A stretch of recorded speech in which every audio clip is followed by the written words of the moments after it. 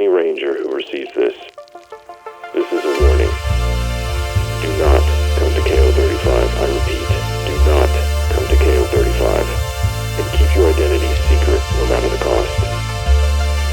If you are in hiding, stay hidden. If you are alone, keep moving. There are no Power Rangers anymore. If you are strong enough to hear this, then you are strong enough to endure. This is Andros, and may the power protect you. It's off my show. My show. Welcome to my show. Ooh, it's the Ann Show. Oh, thank God. Everybody vote. Will and show. All right. Oh, she gets a theme song? Oh, I got a theme. I like you It's a guys. theme You guys song. can stay. It's the You guys can Ann stay show. on my show. Wow. You guys are so nice to Ann. What about me? What about my needs? You gave me the show. You handed me the reins. Whatever. That's how this Do goes whatever now. you want. And now Start every Yeah, he's whenever ready to kill us you're all, ready. every week. What do you want? There you go. Should we start with hello Rangers with attitude? One more. Sure. Let's do it. Say hi Hello. Rangers with attitude. Hi, Rangers Hi, with Rangers with attitude. attitude. And that's how the pussy crumbles. Hey. See? Doesn't feel good, doesn't it? You're Doesn't gonna feel steal good. my joke. It does feel weird coming from you. Show. Like, I will be honest. Literally, My I joke. couldn't edit it out too because everyone's talking over each other. No. It would have been harder to edit it. It's It wouldn't have canon. sounded weird, but No, whatever. now it's canon. Anyways. It's Anyway, now it's part of the universe. It is. The Ann Show. That's just how the pussy crumbles. Oh, what a tagline. Anyway, welcome to Power Rangers Rebellion, the after show. Say hi, everybody. Hello. Hello. Hi. We have some very lovely questions for everybody here, including Justin. Some from our producers, some from you guys, some burning questions that I have. Because I'm nosy and I want to know things. Where do we want to start off? Do we want to start off with just some general questions for everybody? Get a little warmed up. All right. I think. Well, this one applies to. This is kind of a Sabrina question, but a question I also had. A lot of us came in as kind of Power Ranger newbies. No idea what was happening at any point. May or may not have snapped Cricket's neck. Circuit. Snapped Circuit's cricket. I snapped Some of us Cricket's might neck. still be Power Ranger newbies, but I know a lot of us did a good amount of research in the time that we have been on this show. So I wanted to know everyone's favorite Power Ranger era, if they have one now. I I think can- mine's pretty obvious, so I'll let someone else go. I can start. I did come in with the idea that I had a certain amount of nostalgia for like early aughts, late 90s, because that's the stuff I could get at Blockbuster when I was a child. So when I was in preschool, it was Dino Hunter. And then a little before that, I kept getting Dino Thunder. And then it was Power Rangers Galaxy was the other one I could get from Blockbuster all the Interesting. time. Specifically Galaxy. So they had the little diamond on the yeah. That's the one I had. And I had a little yellow Power Ranger keychain that I brought into the shower with me and everywhere, and it started to get rusted, so my mom made me throw it out. What the heck? It was nasty. She was right. Damn. Makes sense. You know, this Yeah. explains a lot. And now what does that mean? You don't know. Another person can Another person can go. So, I will say I didn't actually do that much research until I think the second to last episode, because it was so like everything was coming to a head, and that's literally I feel like that's where my frontal lobe like came together on certain things, like this, like literally, like because I was just like going with the flow, just like everything that happened every time we met. I was just like, okay, cool, yeah, and I wouldn't like really think about it after we like signed off, but it was like everything that happened, I think, in the episode before the last, where I was just like, wait a minute. Like my theory brain started to like pop off. And so I remember I was like sitting on my couch, like on YouTube, like trying to like find stuff to figure out like how we were going. Oh wait, it might have been the episode before the second to last episode, because it was when Anne got her a thing ripped out. My Zeo What crystal. your Zeo crystal, you got your Zeo crystal ripped out. I was like, wait, we have to save her. Like, oh my God. And so I started like doing research then, but it wasn't like, it literally lasted for maybe like 30 minutes. And then I kind of gave up, I'll be honest.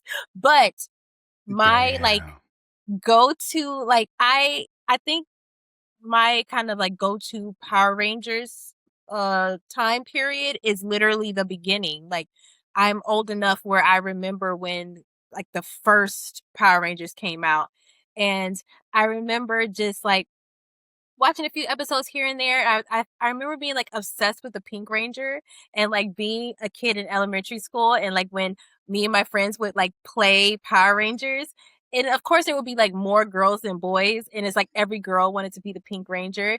And it's just like, well, I want to be the Pink Ranger. No, I want to be the Pink Ranger. Well, you could be the Pink Ranger's sister. It's like, you're still pink. The so, pink-ish ranger. Yeah, literally that. And so like that's kind of my memories of the Power Rangers. Definitely the first iteration. What are they? Are they just Power Rangers? Or they're Power Rangers something, or is just Power Rangers? I think you're talking about Mighty Morphin Power Rangers. Yes, Mighty Morphin. Yeah, Mighty Morphin is where I remember the most. You got the dinosaurs. You got the kids doing karate. You have the movie. Yep, the movies. Yep. All of that. And then nothing else. Sorry, Justin. I knew it. I know. I know Kate has watched a couple Power Rangers, but I'm not sure how much. Yeah. So, and I mean, Kiki knows this from the game we played a couple weeks ago, but so my only Power Rangers was in 1986-87 when Power Rangers was being shown in Europe. So I think it's the 1984 version of Sentai.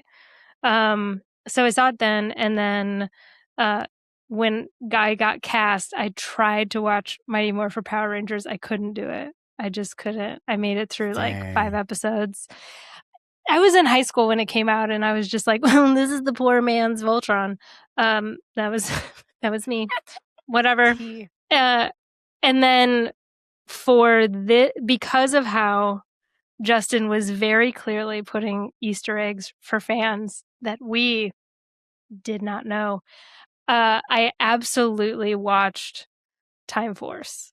And I think I made it like a little over halfway. So like a lot of this, yeah. So I knew some of the references that you were like bringing in of the monsters, and I was like, if he brings in the main bad guy that uses his bones as weapons, like we're fucked. It's like we're gonna be so fucked. He would have been good though. He would have been. It would have been great. It would have been great. So when he was talking about Circuit, I was like, oh my God, it's Circuit. This is so great. And so when Kiki did, I was like, Carl, no. I did so much research. The wrong thing. And what else? And then, for some reason in season 1, then my YouTube was popping up a lot of Power Rangers. So there was this whole video about the Psycho Rangers, and I was like, what's this? So I had watched that. But during season 1. Did it prepare you for what happened in this show? Or did you watch it after like they were introduced? No, I went back to it. Because I was like, wait a minute, how do you do? I was like, no, I've seen this video. Like, how do we do it? We're like, how do we kill this thing? Yeah, basically. And I was like, we just have other colors fight it. I don't like that answer. Yeah.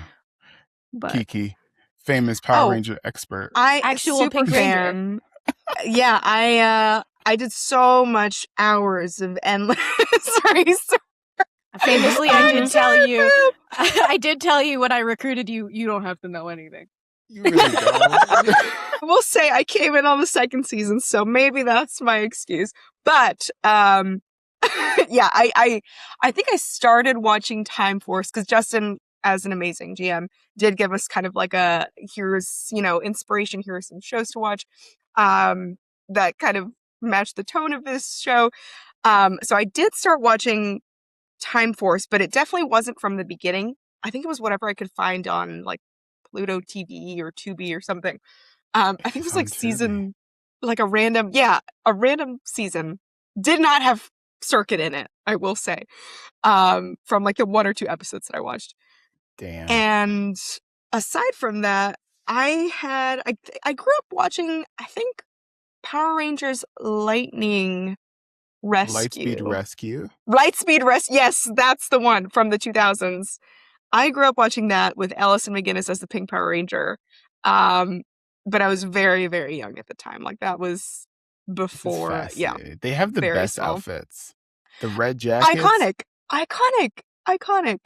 So, that was my connection to Power Rangers. And that was just my memory at how iconic she was as a Pink Power Ranger. And like Shelby said, always obsessed with playing the Pink Power Ranger as a kid. But yeah. I'm noticing a theme.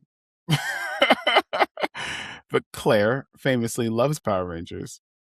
Oh yeah, me who knows everything about Power Rangers. Yep. No, I think before Justin had asked. Okay, so before Justin had like put together the team of everyone that he wanted, but when he had asked me to come in as the surprise ranger later on, he gave me like homework essentially, and he gave me a list of episodes that I needed to watch for context on what my job was. And so I watched through those and was like, okay, I see the whole point of it. I think that my favorite though is gonna probably be Mighty Morphin Power Rangers, just because I grew up with that movie, and that movie is the thing that I would watch on repeat as a kid because we had it on VHS, and it was like one of the few tapes that we actually did have was that movie.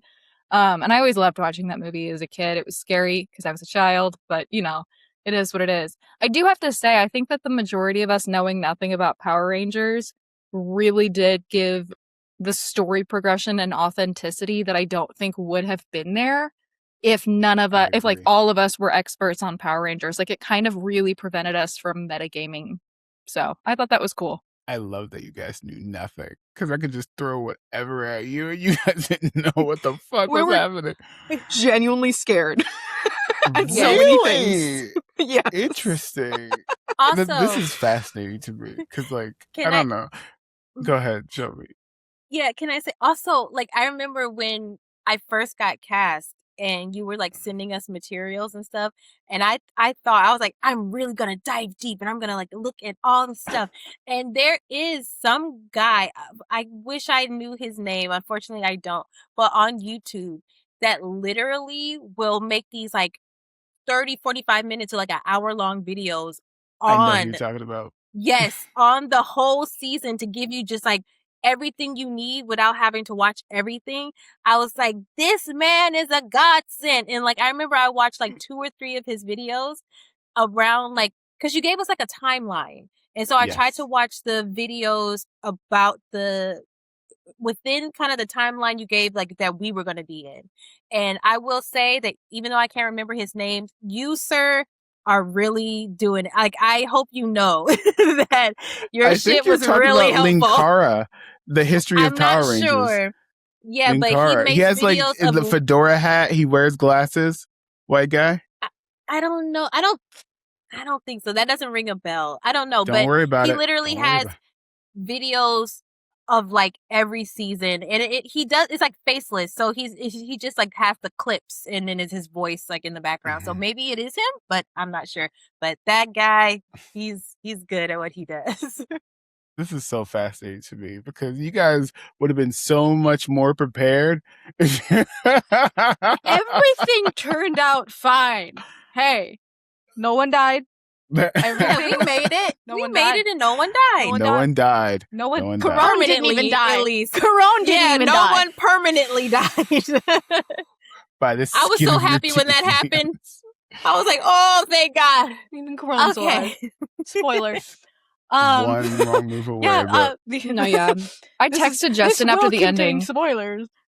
There you go. I texted Justin after the ending and was like, perfect ending. Like, absolutely the perfect ending. That's what the story needed. And he was like, really? And I was like, yeah. So just so you know, he's actually a big ol' softy on the back end of everything. He'll deny it. don't expose me. Yeah, after Jane had her Exposed. Zeo crystal removed, I did immediately get a text that was like, "Don't worry, she's not gonna die. You can save her." And I was just like, "It's okay."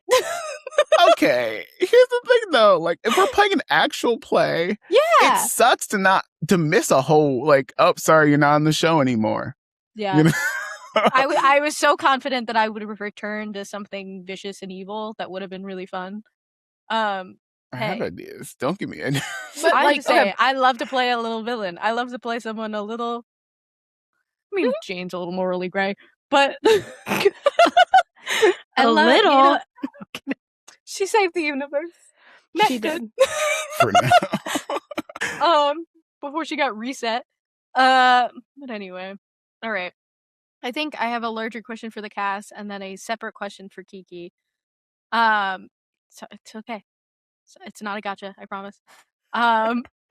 Love to hear from everybody how their approaches have changed, if they have changed season to season.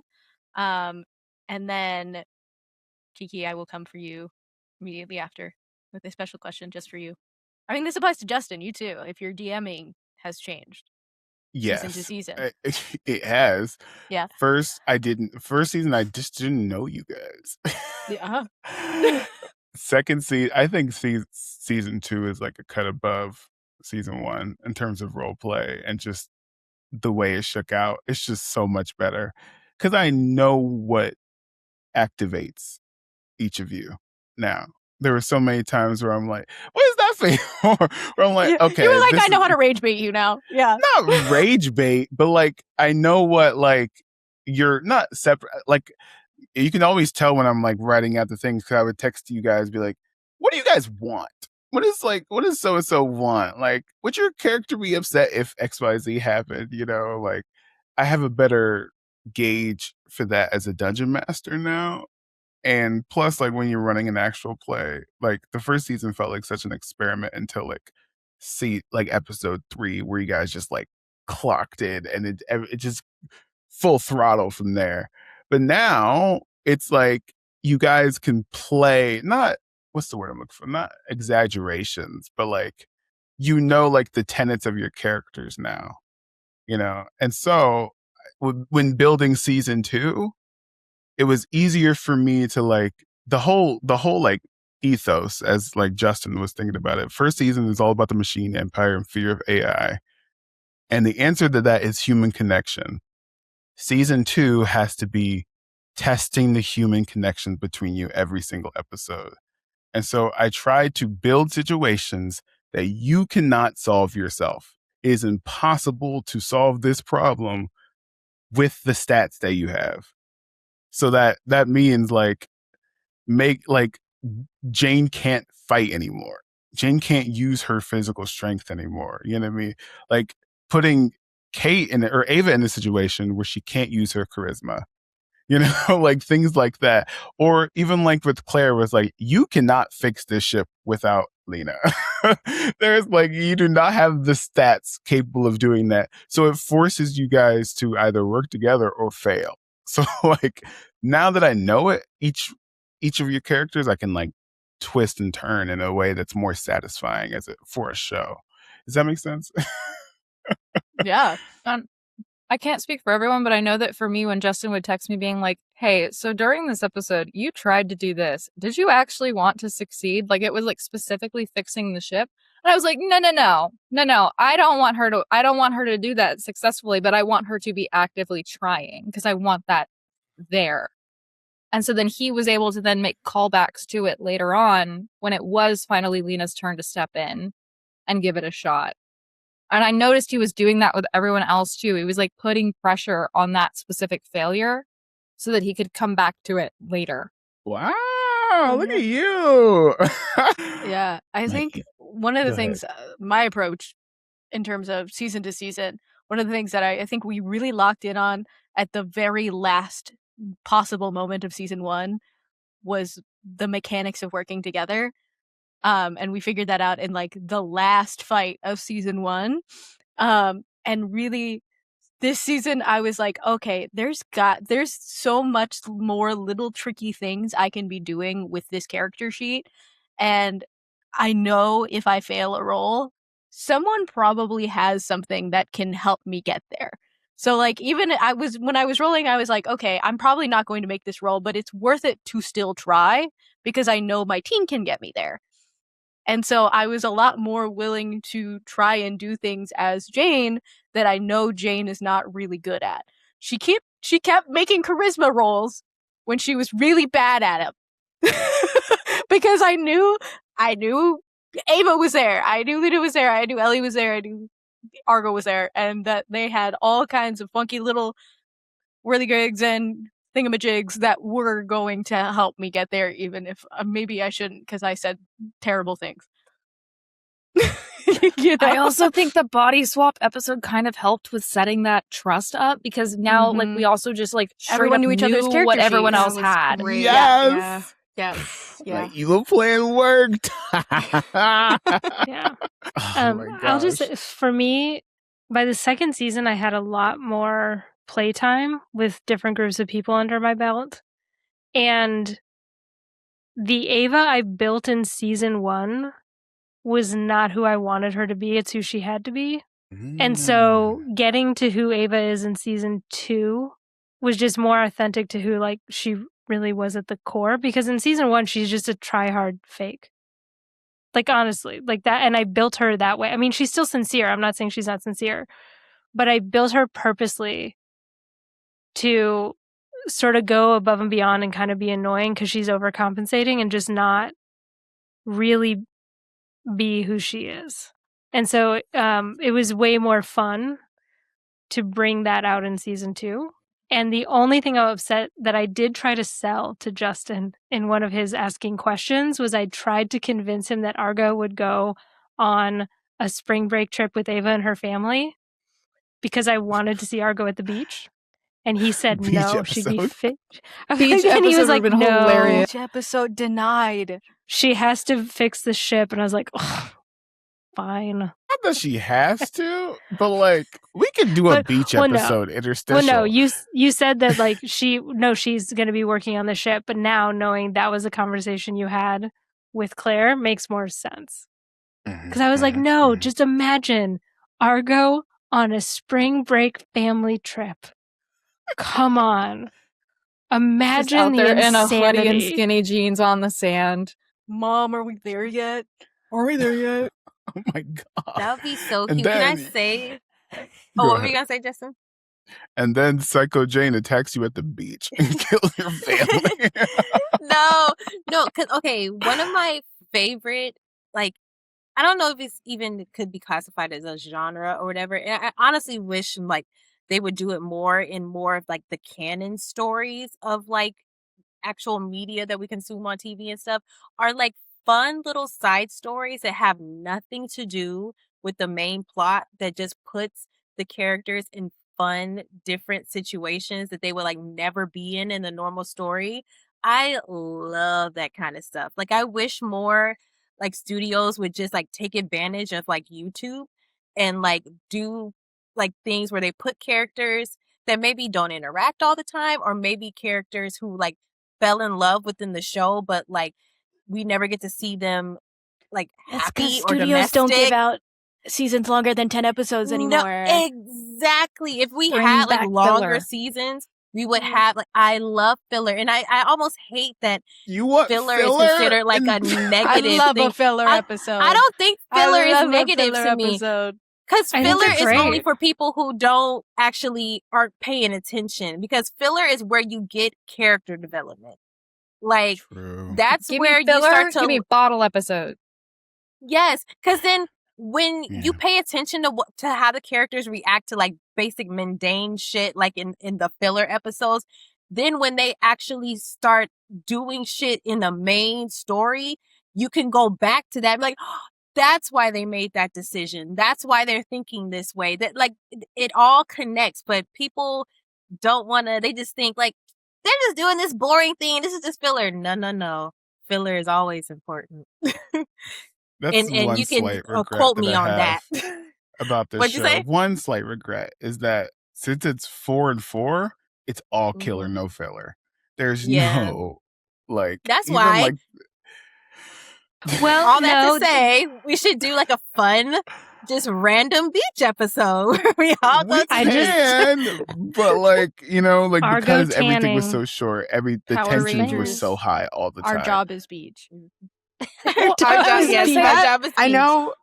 I know we've got more questions to get to, but just what you said there, like I feel like that's what makes the moments where we aren't in active like combat so much more special. Like that, I think the closing scene that Argo had in her apartment, I literally cried, like just showing those details of like how this character was changed, and we just see her in the vignette in her apartment. Like that was so impactful because there was so much less of that than like, Power Rangers fighting. And Like I would the even go little- so far as to say I think Argo's terrible, horrible, no good, very bad day was like the perfect kind of filler that you're talking about, where it's like it was filler, it was goofy and kind of funny, and because I kept botching my roles, but like there was still an aspect of character development. It was just character work at that point, and I think that really fits under what Shelby is saying. It's like I don't know. No, I totally agree. Because even like when you were explaining your apartment and you were talking about like the different colored things within your apartment that kind of corresponded with every character, I was sitting there like, oh, like this, just rip me open and take it out. Like it's those little things. And I was just like, see, Claire is just so, I don't know if you understand how good you are at this when you have these moments of like really diving deep into setting up, like, because all of this, of course, is like in our heads and in whoever is watching head, like we're imagining it all. You do such a good job at creating whatever is in your head, making it possible for us to envision it in our heads. I'm giving you compliments. You have to take it. Stop So- it. Like keep it coming, but stop. Actually, Shelby, thanks for the reminder. So watching Argo, like your one shot with Justin, I was like, I gotta really step it up in season 2. Same. Really? God damn. Yes. Like, even not to bring my auntie back up in this season 2. We need her Does review. Does she like Aurora? Does she like Jane yet? Yes, does she like Jane? Unfortunately, no. I'm so That's sorry. okay. She told me, she was like, I still don't like her. I was like, well, you can't win them Blame all. Psycho Damn. Jane. What about Right. I know, because I don't know. I don't think she's finished the last episode because I didn't send it to her, and then she went on vacation, so she might still not have seen the last episode. So things can still change. It's up in the air. She But, does have her moment where she fights herself in her mind. in her Yeah, mind and I had to tell her. Yeah. I was like, because she was like, she said something. She was like, she's a little bit of an asshole or something like that. And I was like, well, you are too. And she's like, well, you're not lying. And I was like, well, same recognize the same. So, and she was like, oh, okay. And I'm like, I Yeah. think that's why you kind of don't like her, because you see yourself low key within her. Sorry, Tamara, if you watch this. Dang. And listen, I did not make Jane likable. Let's get that Mhm. across. So, I mean, Interesting. like I can separate myself from Jane. I am not Jane. And I specifically made Jane kind of an asshole. She's 16. She's having a bad time. Yes, of She's course. she's just blunt. She's just kind of a blunt person. And But- Etchu is meant to be that way. And that was But- so but it came how many- across. Yeah, but also how many male characters are blunt or blunter, like, and get to be Eric. beloved by so Le- many? Like, Let a teenage girl be an asshole. exactly. Like, the hormones are raging, friendships are tough, school is I have to tougher, save like, the fucking world. I also have, and I have a test on Tuesday. Son of a bitch. come on. God. Let me have it. Let us have it. Insane. insane. All of you are insane. It's just funny because when me and Anne hung out in New York, I was talking to her about her backstory. I'm like, this sounds a lot like Jade. Okay. I would like to point out I was not goth as a child. in high school, I was listen. not goth. Like, I I was was not emo. What are you talking about? You gave Jane the Listen. streak. I did not. All we had Listen. was I also did MMA as a child. I used to beat up other children. Did you guys know that Jane started a fight club in her school? Jane? I did not No, start Jane. the fight club. Anne I did not started the start fight the club. fight club. Why are we Not to talking be about it? We're not supposed bottoms. to talk about it. I That can't go back onto this. I- And you can't put that online anywhere. And then we just keep going. That would And be then it's- kind of funny. Like, leave it for like people to be like, Something no, great. what was What it? was that? Like, you'll never know. You'll never You'll know. never know. We come back in and Wow. like some of us are sobbing, you know, it's like something huge and dramatic Listen has to the happened uncut in the version kind on of way. Patreon. Yeah. God damn it. The doxing version on Patreon. Anyway, I was asking about how our changes season to season on how we played our characters, but that does get me to my question for Kiki specifically, because you came in season 2. I want to hear a little bit about your approach, not only like a pre-established group, but a pre-established character, which is very different. Yeah, it was really, really different. To like come in already have. I will backtrack on that a little bit. It was as an actor, like it was a little bit almost. It was kind of fun because it was basically like a written. Here's your role. Here's the log line, and I got to see you guys play. The season ahead of time, so I kind of already started formulating my idea for Ellie. Listening and watching to that, but I felt like it was still general enough that I can insert my own like flavor, personality to her. I could still add a twist to her while still maintaining like the essence and role of who Ellie was in this story. That being said, like I found it so much fun to jump into your pre-established dynamic. And I was nervous. I wasn't sure how it was gonna go, but I feel like it went pretty well. I thought like role playing with all of you was very fluid, and especially having that connection with like you and as like our characters being sisters, that helped kind of with the insertion. Like it was a lot of fun. So yeah. Can I say? I mean, I again- can speak to it being really. Oh. No, you can go. I was just gonna say, I can speak to it being really difficult to jump into that pre-established dynamic here, and like, I think that like as the other person who's been in that seat, I think you did incredible jumping in and just Mhm. immediately like being part of the group and being willing to jump in and be, I don't know, a leader in your own right, if that makes sense. Yes, I agree. I would like to second that, and I'm gonna give compliments, so you got to be ready for it.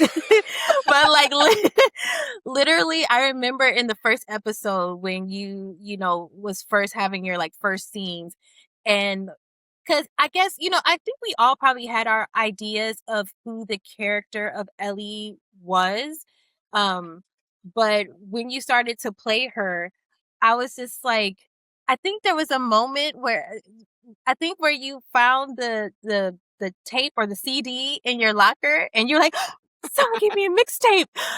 That right there, I was like, oh my God, she's perfect. And I was like, literally, this was not the Ellie in my head, but like this is the Ellie who is meant to be in this dynamic, especially because that's when you said that, I was like, she's her own different person. And I feel like it works within our dynamic where she's not trying to be like any of us. She's her own person, and she's taking charge of this character that was already established, but she's making it her own. And I was just like, oh yeah, we're gonna be just fine. She's doing great. Like, so Thank you. yeah, that moment right there. It's so hard to pull off the like sing-songy character who's like, someone made me a mixtape, and like the way that you said it was so perfect, and then to contrast that against snapping the neck of a toy owl, and like both of those making sense as the character is that is such a hard tightrope to walk. Oh my god. I But- appreciate that. Go and ahead, to Amy. add to that, Okay. so like when you did the mixtape, I was like, oh man, I went to school with this girl. I know her. I know who she is. And then so I think though the moment where you were like, oh, I snap its neck, the reaction was genuine of like, what the hell happened to Ellie? like just like, yeah, but no, well, I mean, Jane is her sister. Yes, this makes sense. Yep.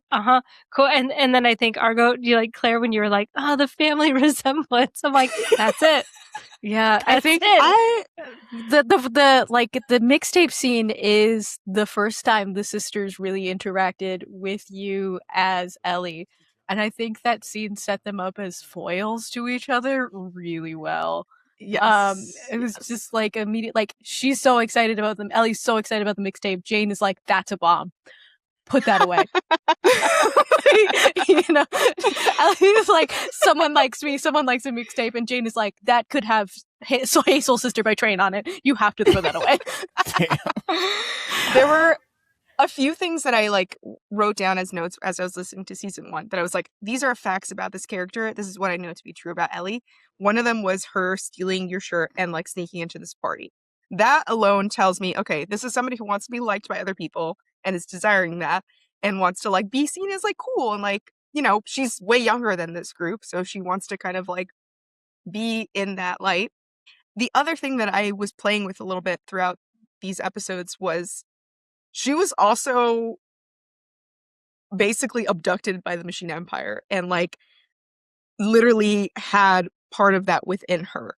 So she was like her, and maybe Justin, this is something more you can explain, but like her body was being used to like blow up male, like do random attacks at night, or like her likeness was being used. So there was definitely like part of her that was evil. Like that is another thing that I was like, this is part of her character that is fighting with like the innocence of her as Ellie.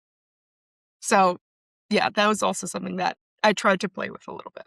Yeah, so I think interesting. there was It's also really like good. it could be like you're coming into a character who has already had a very like serious arc, a very serious thing happen to them. Like it could very easily be that like the end of Ellie's story was she becomes the Pink Power Ranger, she got over the Machine Empire, that's it, that's the end, that's, you know, happy ending. And so to pick up from there and give her a complete story from there, this is also a compliment to you, Justin, to give her a story beyond just overcoming the Machine Empire, which was like a big moment for the rest of us, but not so much a big moment for Ellie as, you know, Ellie doing a thing. But was more of a moment for us as the other original 4 Power Rangers to come together and defeat the Machine Empire through the power of love, human connection, etc., etc. So I think making a equally compelling story after that is very hard, and didn't feel like shoehorned or like we have to tack this on because we have this, but actually felt very integral to the story and not like we were adding a character that was like a little sister hanging out with her older sister's friends, you know? Like she was part of the group. She had a dynamic.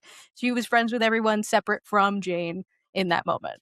All Dare my I favorite say that I moments. think season go 2 ahead. was better? Dare I say that season 2 was better than season 1 in my opinion? I agree. I agree. It is. I think it was stronger Yeah. in Vastly. like all Mhm. fronts. It's good. Way It's better. good. Can think, I actually? Oh no, go Disney. No, for Ellie to matter, I could play her. Like all the Oh. best moments of the campaign are when I let go of control. So I had to let go. Season 1 is so like by the neck tight, you know. Beat for beat for beat. Like we have to be here, we have to be that. But all the best moments are when I let go and let you guys cook. And Ellie had it can't be me saving the day as Ellie for it to matter. Because I don't believe in DNPCs. I said that in season 1. For her to matter, for the group, for her to have succeed. Because I was talking about, if I play her, she's probably going to go to boarding school. Or she's going to go to space. Or she's going to go to like kidnap. Because I never want to take a moment away from you guys. but for her to matter and also for her to succeed, I can't. I have to let go. I have to let go and let God. And it worked out for the most part. But what's interesting about Ellie is that in a normal Power Rangers show, we would have moments with the villains that would explain things. But because we are with you guys 24/7, I was worried you guys would pick up what's happening with Ellie behind the scenes. But also, it's a good story mechanism of like lost memories of like you did that shit. Like that was you. Not willingly, but like, it's a peek into what the villains are trying to do without actually like having like a scene where I'm talking to myself. If that makes any sense. Yeah, I just to add on to that real quick, those scenes really made it feel more like scary, genuinely like terrifying. Like this is happening to a teenage girl. She's not remembering that she did this destructive, horrible thing, and it made it feel so like real world, like stakes in a way. So I thought that was a fabulous way to like integrate the stakes and make it. Obviously, we're all having fun, but there were like serious overtones that were like, oh shit, like, no, these Power Rangers need to save the world. What were you gonna say, Shelby? I didn't mean to cut you off. Oh, no, you're good. Because I remembered the question that originally started this, where it was like, um, uh, and you said something about like what changed from last season to this season or something like that. Yeah, what changed about your And approach to it? yes, and then I remembered what I was gonna say because I lost it for a second. I was like, well, I guess we'll just go to the next question. But I remembered, and this season definitely, and I think I forgot which one of you said it, but this season definitely relying on each other more and like really um like focusing on the power of friendship, because I feel like this season and even this game is like the first time, because I played a couple of different TTRPGs before, and I feel like I always struggled to um interact with the other characters. Like a lot of times when it's like my turn, I feel like it's all like, okay, I gotta just focus on me. And then I forget like there's other people here and I can depend on them, and there's like we can have fun little story beats and stuff. Like, and so I feel like this season we really did like so good. And also I really tried to focus on, leaning on you guys as characters within the story, and not just forgetting like, oh yeah, I can actually talk to you guys even if, like if it's my turn.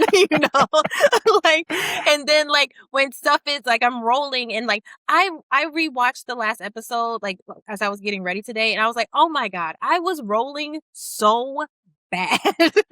And just like really depending on everybody, and then also just having like any one of you at any time jumping in before I can even like ask, and being like, oh, I have this and I have that.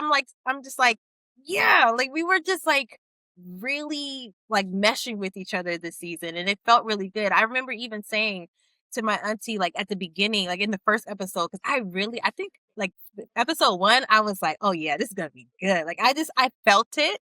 And I remember saying to her, I was like, I feel like we're really working together really well. Like now that we kind of have done a whole first season, and we did the after show of last season, and I feel like that also connected us more.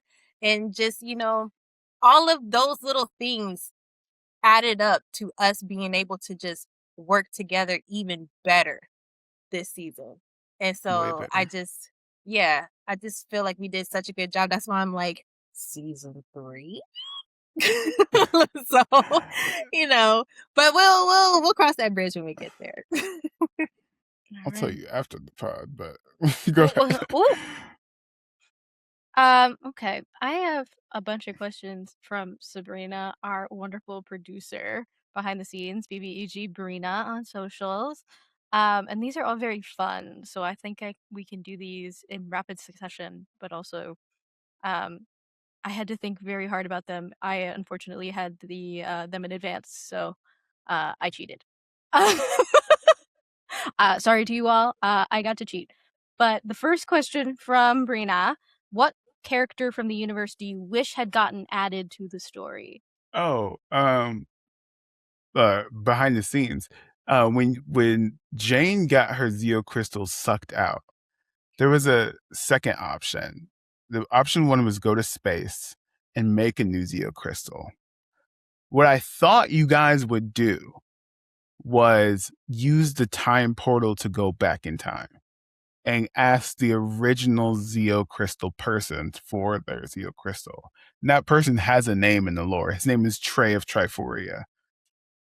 And he's a pacifist, and you would have to ask him for his own Zeo crystal, and that's The why original Power Ranger is a guy named Trey. not the So the he's a original frat guy. holder You have of to that convince- specific you have to crystal convince and a the keeper of the pacifist crystals. to give Jane a Zeo crystal. Yes, that's Rough. the thing. That would be hard, and then you would Rough. be Zeo Gold instead of Zeo Black, Ooh, see, and now that would have been the rub. Like, you know Would've where been I said really hard to get so a it would have been gold yellow to beret. gold. yes, yellow to Mm. gold.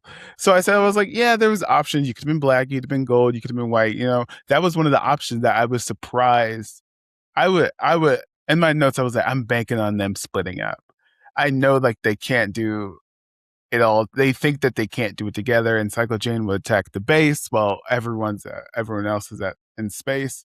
And I was like, yeah, that'll get them. And then since they're divided, we can cut between the scenes, and like it'd be a whole thing. But no, you guys stuck together, which is surprising. We're And Lena holding got to hands build and a new sailing off the crystal. cliff. So like, I was I hitting thought the you Family guys would Guy use death the pose time in the portal, corner, but you yeah. didn't. So that was fascinating to me. Like when you guys zigged and zagged. So I would add that I wish a Trey of Triforia, the original holder of the Zeo crystals. That's my answer. But I don't know about you guys, since you guys are all Power Ranger experts. I can go because I cheated.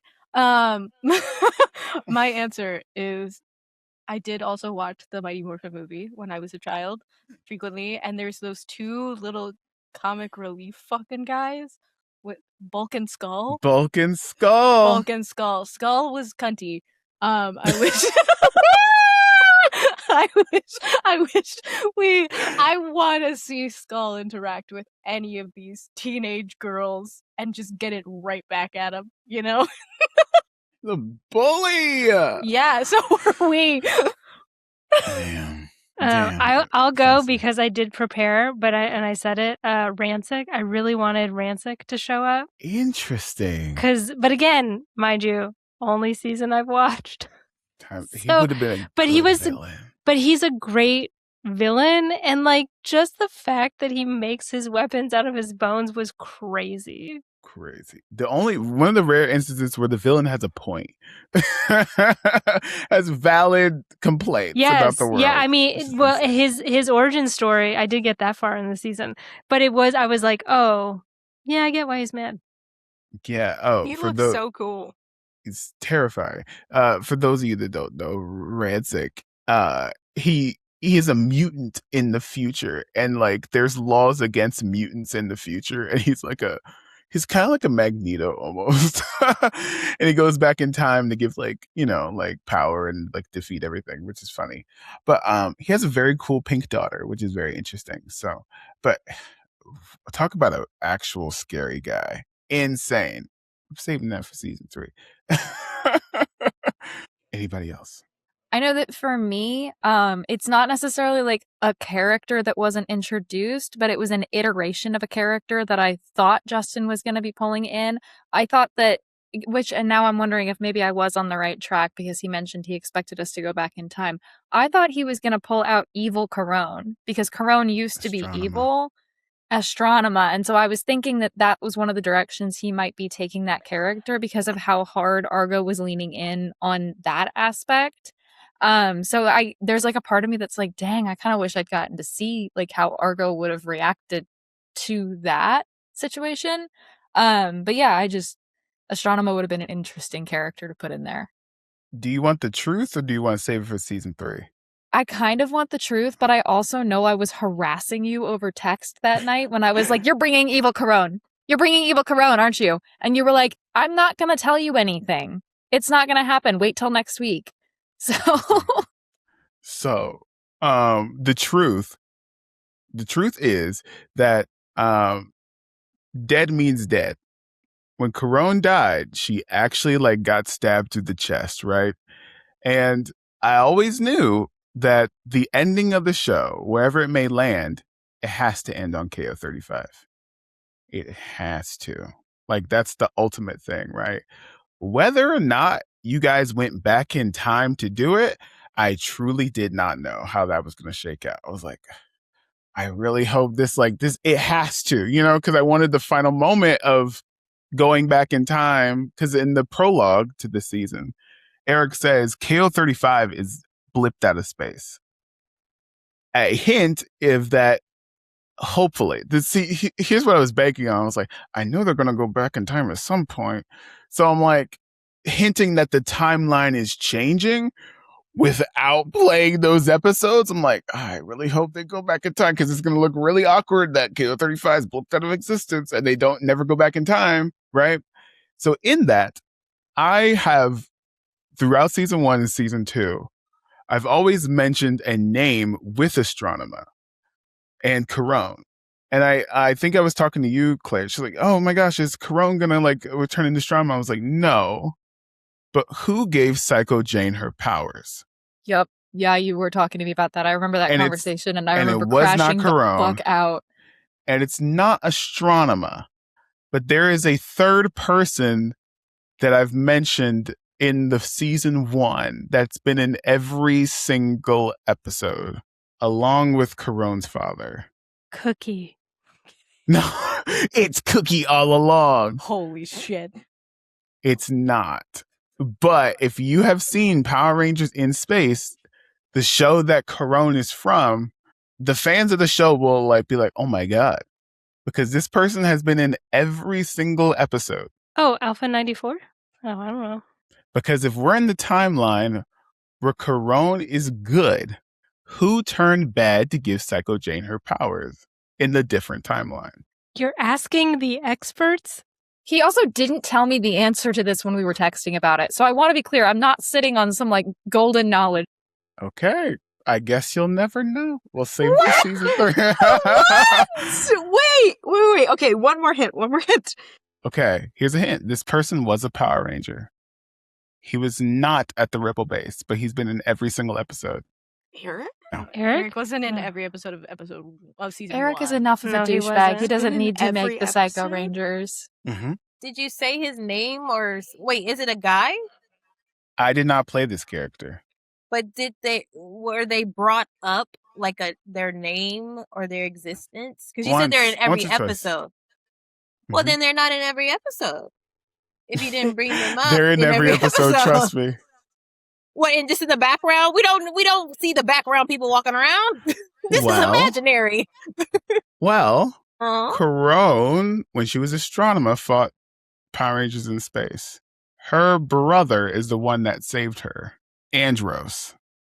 Oh, the one who And- sent us the message. The one who sent you the message. Oh. He's the voiceover in the theme song in I was saying- every single Oh episode. my God. If He's been we're here in the the whole timeline time. where It was a Corone trick. is good, Oh my God. Andros, who was the Red and Space Ranger, is in a different timeline. Who sent you that message? Why did Corone try to get the Zeo Crystal? It's save for season 3. One of 3 Zac Efrons. No, for real. Why does Trey of Triforia look like he's in Greek life? Genuinely, that is a Listen. Chad. This is 3 different I think versions of that's the Zac goal. Efron. I think that's the I goal. also- But yeah, Andros. That's the I love answer, Andros's who gave chunky highlights. Psycho Jane her powers. Because he wasn't at the base. And I feel like it's a whole thing. Whoa. Anyways, I was sitting on that secret forever. Oh, and I knew you guys wouldn't pick up on it because you guys don't watch it. I was like, it's going to be so good. And they're never going to know. Never would have known. Kate didn't even know.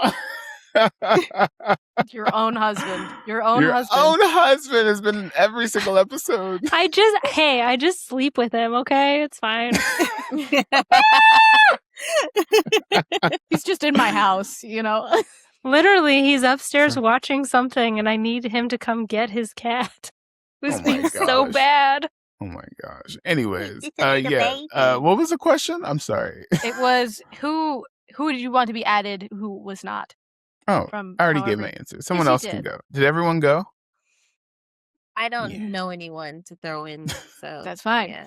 Fair. Okay, everyone who can answer has answered. And then a second question from Brina. This one's for the Rangers. Sorry, Justin. Do you think your Ranger color affected how you played your character? I want to know the answer. Yes, to this it one. did.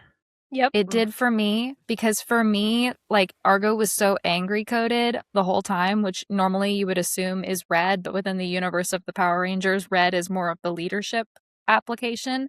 And so for me, I tried to play it like her color was representative of like growth and healing for herself. So the more time that she spent morphed, the more time that she spent working in a team with everyone else, the closer that she was able to bring herself to everyone around her. So that's why, yeah, green did have an impact for Argo. I think in the beginning when I got cast as red, I thought that it would influence it more. But I think once we got started, I think because the character of Lena, how I made her, she's only ever had to just be in charge of herself. And she's never really had to think about others in that way or be in a leadership position. She's only ever had to just make sure she was on top of her game. So I don't think, her first instinct, especially because also like she didn't really know much about being a Power Ranger. Like me, SM knows, what being a Red Ranger means, but Lena doesn't. And so I think once we started playing, I just didn't feel called to be a leader, be in charge of everyone. It just wasn't what I felt. So I just went with whatever felt most natural in every moment.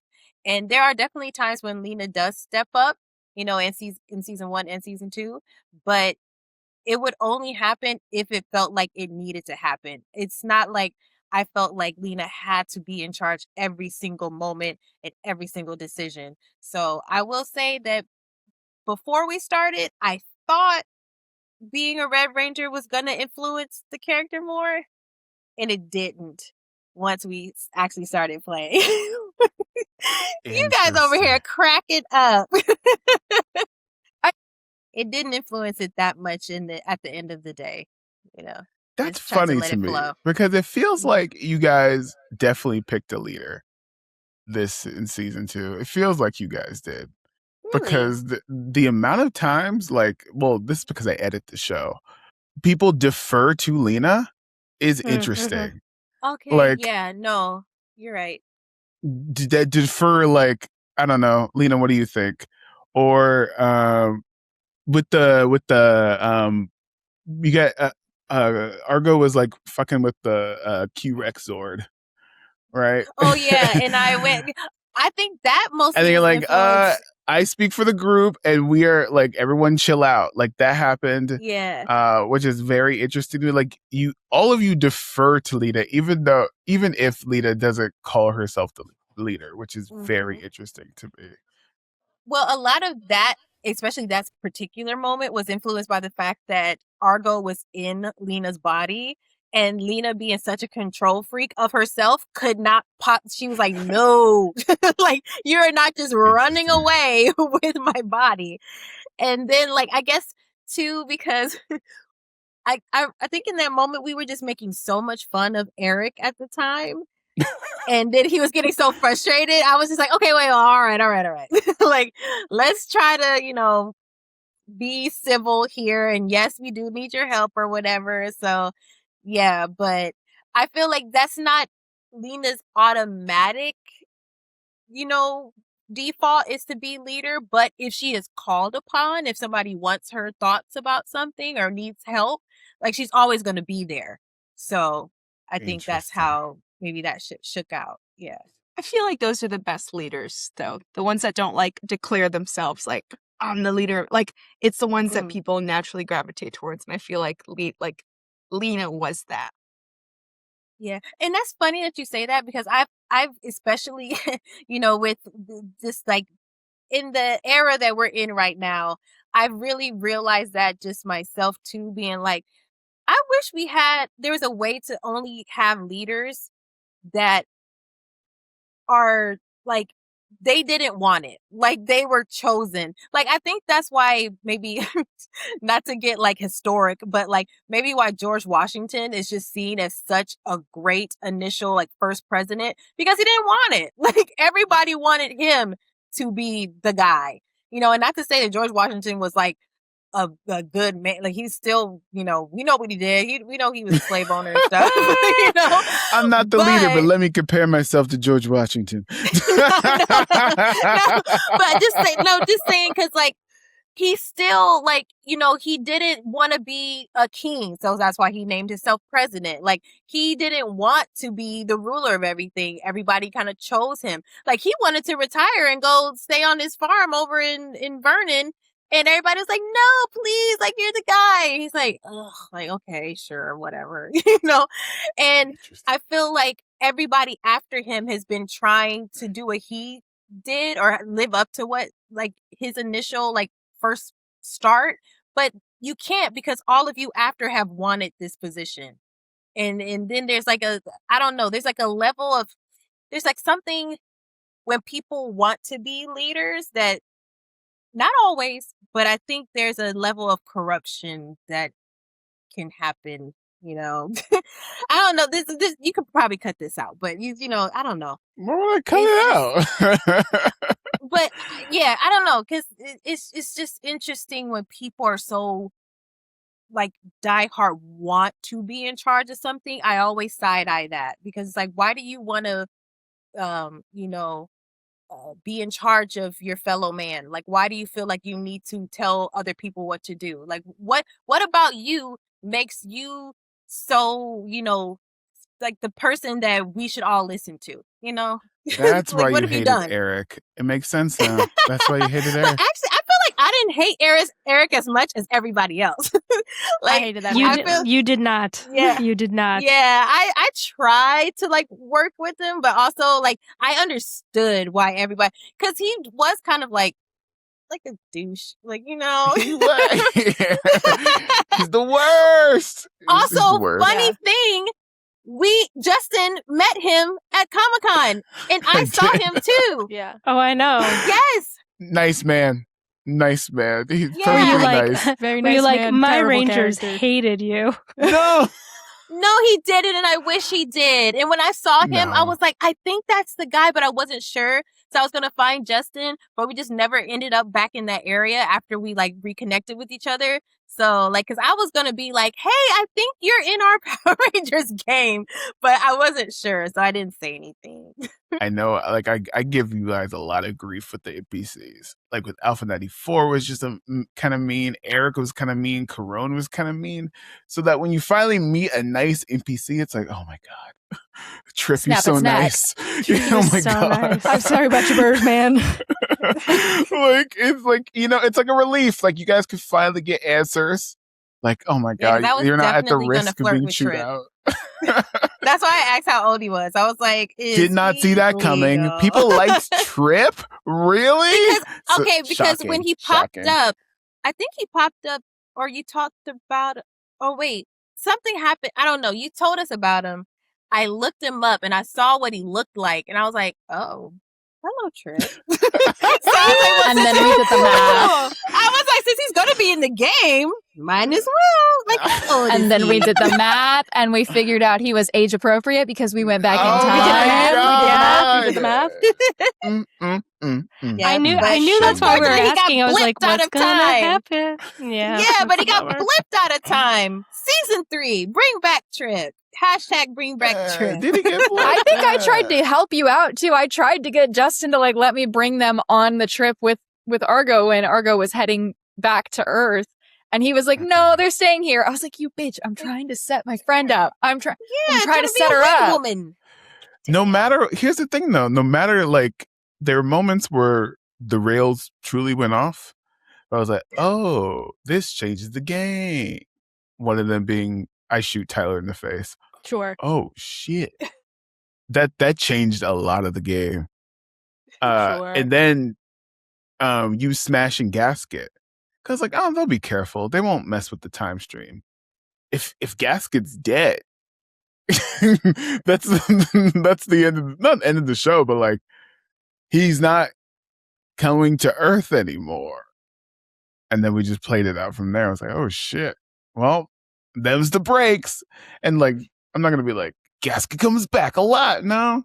How many he's times dead. do we have to He's kill dead. this guy? Yeah. So didn't see that coming. Surprised you guys killed him.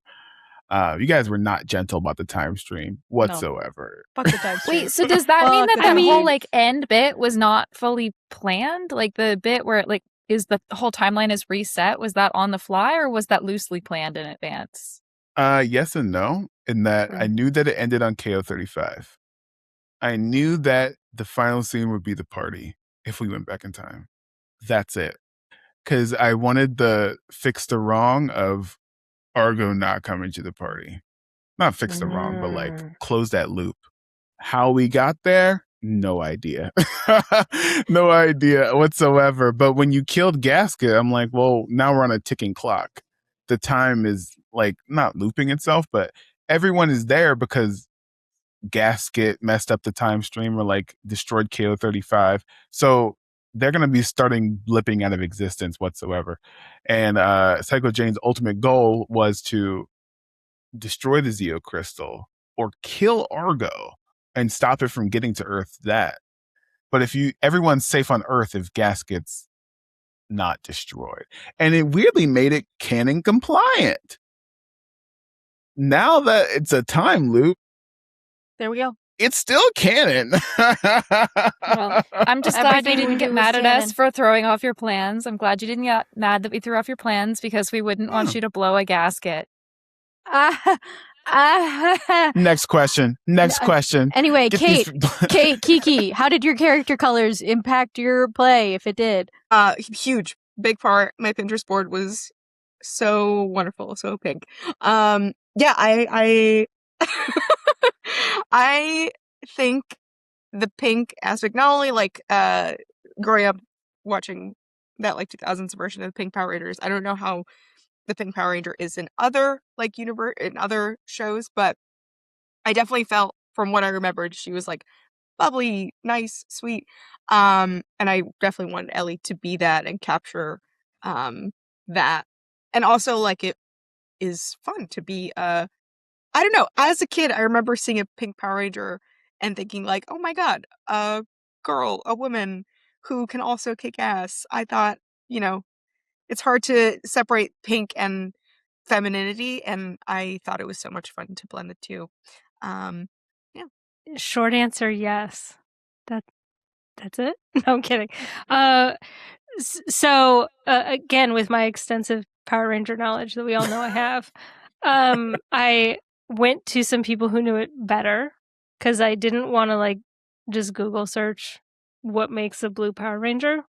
And everyone sort of was, oh, it's actually perfect for you because it's collaboration, which is like literally what I do all day long, is to collaborate and like work with others. And so I said, okay, if it's a teenage girl, I know nothing about Power Rangers, so how would my character know nothing about Power Rangers? And so I just made it a teenage girl who at her core just wants to help people and her friends and has never been given the opportunity to do it. And so Power Rangers would be the opportunity.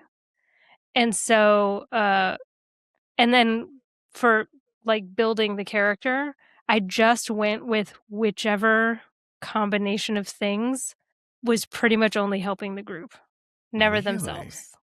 Yeah. Support class. Interesting. Mhm. For Jane, the answer is also yes. When I was given the Yellow Ranger, I was like, the easy answer here is to make someone very bright and bubbly and joyous.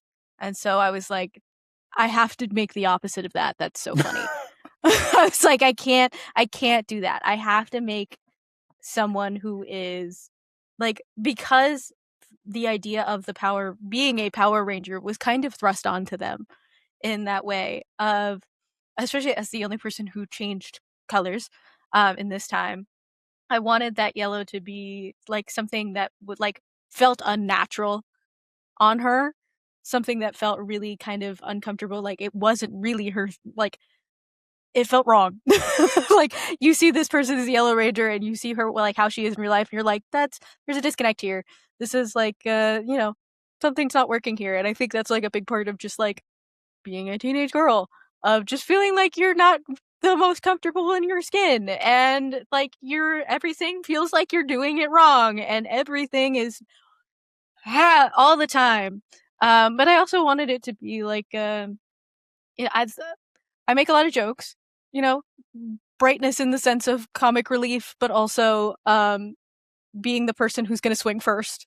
That kind of bravery, that kind of, especially like as someone who has like spark electric light-based powers, that kind of tying that in of someone who is ultimately, even though she's uncomfortable, she's going to be brave about it. She's gonna put that to the back burner because there's shit to be done. This is so fascinating to me because all right, when I picture colors, I had no idea. Oh, it's just like Did you hand them out randomly originally? No, okay. they weren't random. Vibes and what you applied with. the type of thing that you guys applied with, I'm like, SM has to be red. Has to be red. I low-key want you to break that down. Like, what do you remember? Any specifics about each of us? I do. If you'll give me a second to like, oh my god, our forms! Yeah. Holy shit, our Google yeah, forms. I have. I'm like, I don't even know what I wrote. You have no. Yeah, God. me neither. Do you guys care about this? No, I guess. do. Like, I remember. I'm deeply fascinated in other people's vision of me. Same. Me too. Same. Me too. Because guess what? It is not what I think of myself. Probably same for me. I don't know. No. I have no idea how people think of me. That doesn't give any of you the right to go in the comment section. I don't want to hear it. None of y'all know me like these people know me. It's like it was deep, but it wasn't like I gazed into your soul. And specifically for like Ellie and Argo, it was like I just creeped on Kiki's YouTube channel for like a day and just watched all of her videos. I was like, oh, okay. Yeah, she could be pink. But other than that, okay. All right. Ranger info. For you, if I can click on it, if it'll load. Oh, the first one was Anne, actually. The first one I cast was Anne. I put fiercely protective. That's the vibe that I got off of. And I was like, that's yellow. What else did I say? Independent, going into adulthood, oldest of 3. So those are the notes that I put up on like they between you, the notes that you gave me and like the vibe that you were giving off of for me. For this, the second one must have been Kate then, because I said, interesting. This was before you changed your character. I was like, smart, but not in a weird way. Why did I put that? You know what? It tracks. I mean, that is also lore. When we did our first session 0, SM, Kate, and I, all 3 of us made giant nerds. We all came in. We all came in with brains as our highest stat to session 0, and then we all went. I think we have to fix this. I think we literally all had the same. Nothing. We did. We basically had the same creature. Whatever. Yeah, thank you. The creature. I was like, oh, okay. And we were all like, that's mind melding already. And none of us had anything in like fight or brawn. And we were like, it was so immediately bad. fucked. I was like, I will take that. Yeah. And even halfway through, we both went, can we change? Like we were like, Hannah and I were like, we can change, right? Because this is not working. I have glue ? And then positive change, blue. That's what I put for Kate. And then for SM, I have control, self-imposed control. A lot. That's what and intuitive. Prepared and That's- intuitive. Red. That's where I That have is my hilarious. Because that's literally what I said about Lena earlier, that she controls herself and never really worried about controlling others. That's crazy. So, wow. Okay. Mind you, This it's is not something to that talk deep. about in It's like therapy. the first key words that came off your applications when you applied for this, and like the vibes you were giving off. I don't know if it's that deep, but No, I think it is and- low key. Really? When I think about Interesting. myself, no, because as you said that, and then like I think about myself, and then I think about the character I made, and I'm like, yeah, that tracks. Like pretty much. And it's crazy that okay, maybe the person who I think I am does actually connect to what people think about me. Like You maybe, or at guys least are a you. lot like your characters. What does that mean? We just talked about how Jane's an asshole. No, Well, listen. Anne, hey, hate to Listen. break it to you. No, it's my show. have You this- guys we have to compliment something me. to tell you. No. My show. You guys have to give me one compliment each. No, like I think You're you guys so are beautiful, much Anne. like your characters. Oh, no. A lot. No. I mean, Anne, you're an amazing player, really talented artist, really funny. Shout out to And Anne for the art. Yeah, really Oh good. my god. Yeah, and I think good. my note to Anne was like when she showed me Ava's new art, I was like, she needs to be more bloodied. Like she's Yeah. just not fucked up enough. Fuck her up more. I need her soul to. I need it to be like, oh, she's I need her shattered. not okay. She's really not okay. But no, honestly, I'm just so pissed I don't live closer to New York because I would 100% hang out with you. And also, I'm like, oh, you should be friends with my niece. She's in Brooklyn. She's amazing. You would love her. She's We love Brooklyn, baby. older than you, but not Well- by much. Yeah. Listen, I have friends of all ages. Yeah, Equal she's really. opportunity. She's super cool. She's one Friendship. of my favorite people. Yeah. She's so cool. She never answers my texts. Wow. That's how cool she is. Brutal. Damn. For No, real. it's fine. But if I'm like, hey, I'm coming to New York, she's like, I will see you. And I'm like, yep, I will be there. yes. That makes sense. But yeah, it wasn't random. It was just the vibes that you gave off in your application, and then after that session 0, I'm like, yeah, this fits. It'll work. And after the session 0, that's when I texted Claire. I'm like, Hey. it has to be like a specific person to match. He the really three of did you. text me and he said it went so good. Like after that Yeah. session 0, he like was immediately texting me being like, it went so good. They played so well. It was so much fun. So I was like, ooh, I'm ready to join in. I'm so excited. I can't wait. It needed an edge that Jane was. Not that Jane isn't edgy, but like it needed a person who is intimately familiar with the stakes of the situation. It needed an emotional anchor in the sense Mhm. like the stakes needed an emotional anchor, essentially. Yes, there we go. So Yeah, this- everything was kind of like you were talking to these 3 like 16-year-olds in these very large terms of like extinction. And it's just like that sounds very abstract to us, but you bring in Argo who has seen firsthand the destruction of her planet and it becomes very real. And that was kind of my goal with Argo, was make the big like personal. Like instead of focusing on the fact that the planet died, it's here is an example of what it's like to live through the planet dying. You know, this person has lost family member, friends, their whole way of life. That's a lot more tangible to most people and most listeners than the planet exploded. Yeah. Rest in peace, Krypton. Rest in peace to the Bass Pro Shops pyramid. Mm. But Oh, when our 2 do friends you- get back, I do have a question for y'all. Oh, okay. And it's essentially, how did you describe your art for your, like, how did you describe your character for Anne to give you your art? Because I want to see like what the character looks like to each person. Interesting. That is Because I know that The answer I is a know lot that of Anne Pinterest got boards. these from me. Anne got a lot of really Yeah, bad a lot of eyeliner smudged photos. eyeliner. Yeah. That's it what was she good. got from me.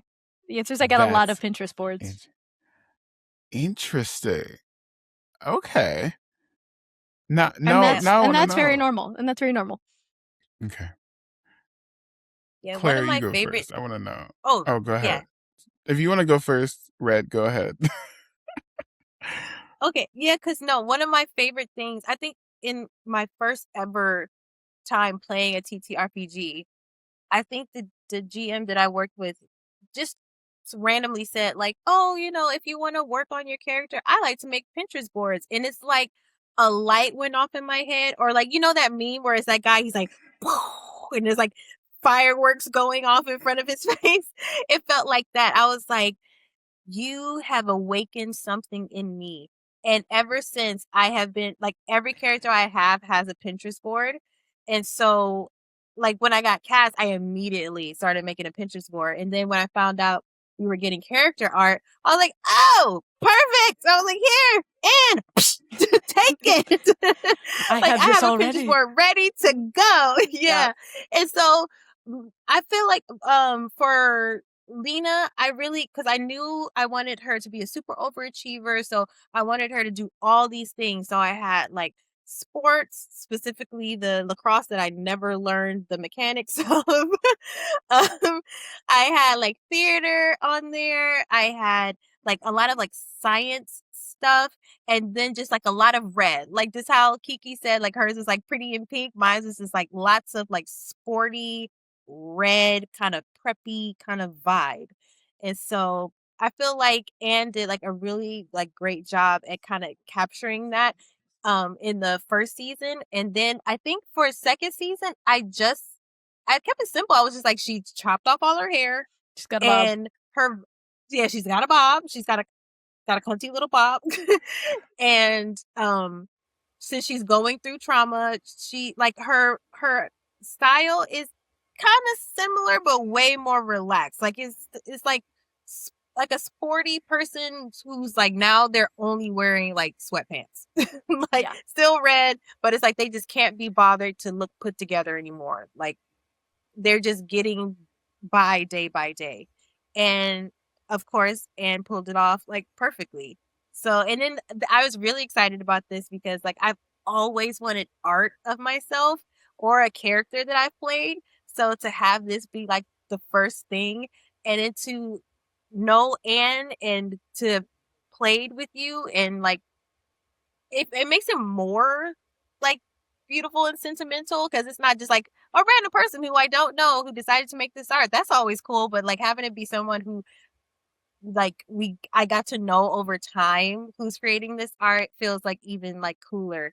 So I just so happy that will live on my phone forever, and I hope to like print it out one day and literally have it like in my home for the rest of my life. Like this is my first art of myself and my character. I have a print maker. I can send you that.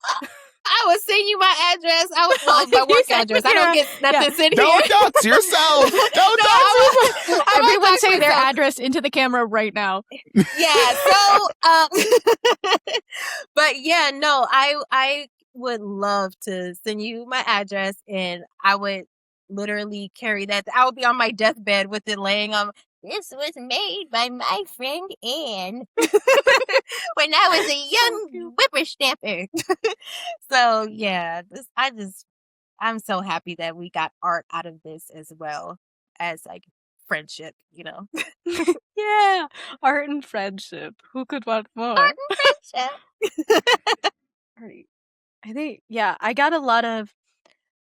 I will say the for season 2, Ava and Lena gave me very similar descriptions, which is basically essentially they're going through it. So like the kind of put togetherness that I had when I was picking things out of their Pinterest boards for season 1, both of them were kind of like, nope, not now. We're not doing that anymore. We can't, like, I remember for Lena, a lot of her Pinterest board was very like kind of like academia adjacent. I think that like one of the things you gave me when I first sent you the sketch was to make her a little bit more muscular. But she was always in that like kind of sweater vesty, like the nice prim collar. And Ava was in something like very trendy. I pulled out like a sweater, like a tarnished sweater that was very like 2021 adjacent. Well, it was 2009, so Ava was very ahead of the curve. And but like something where she had a lot of makeup on, her hair was done, like the ends of it were crimped, it was freshly bleached. And it was just like, okay, so now we're doing, both of you are in sweats, both of you have no time to be managing your hair. You either cut it off or you let your roots grow out. Can I help you? This guy. Some people. No, I'll wait. It's her daughter. Are you done? Thank you so much. I just also, side note, because seeing the cat, I have to tell y'all, yesterday I was walking around downtown and there was like a catalytic converter that someone had stolen off of someone's car, stripped, and then just like left the carcass, I guess, laying on the ground. And I walked by it and my friend goes, "What is that?" And I go, "Oh, it's a stray cat." Stop it. Never topping that. Boo. Boo. Stop it. Stop. Oh my Oh my god. god. Oh my gosh, I'm looking at Ellie's Pinterest board. This is so funny. Yeah, Ellie's Pinterest board was very cutesy. I remember makes sense. So immediately. cute. I remember immediately picking out the pink DS light you had on there because Yeah. I had Hell that as a yeah. kid, and so I was immediately like, "This Yes! is my precious tiny baby." Yes, good, yes. But I had an interesting thing to do with Ellie, which is like make her your character, but they also making her look a little bit like Jane, which is like, Yeah. I knew there had to be some family Wow. resemblance. So like Resemblance. they have a yeah. similar face shape, they have a similar nose, but like they obviously style themselves entirely different. So making it so the family resemblance is there, but keeping Blue them separate. hair for Ava? She has like Yeah. blue tips on the end of her. Yeah, so in season 1, her hair was completely platinum except for a blue strip at the very bottom. That Anne added the little out flip that I was like, damn. I mean, I wasn't that cool in high school. Like, And then like in this season, if the blue stayed, which we did, if you look at the end of her braid, it's like grown out. it's like super faded blue. Wow.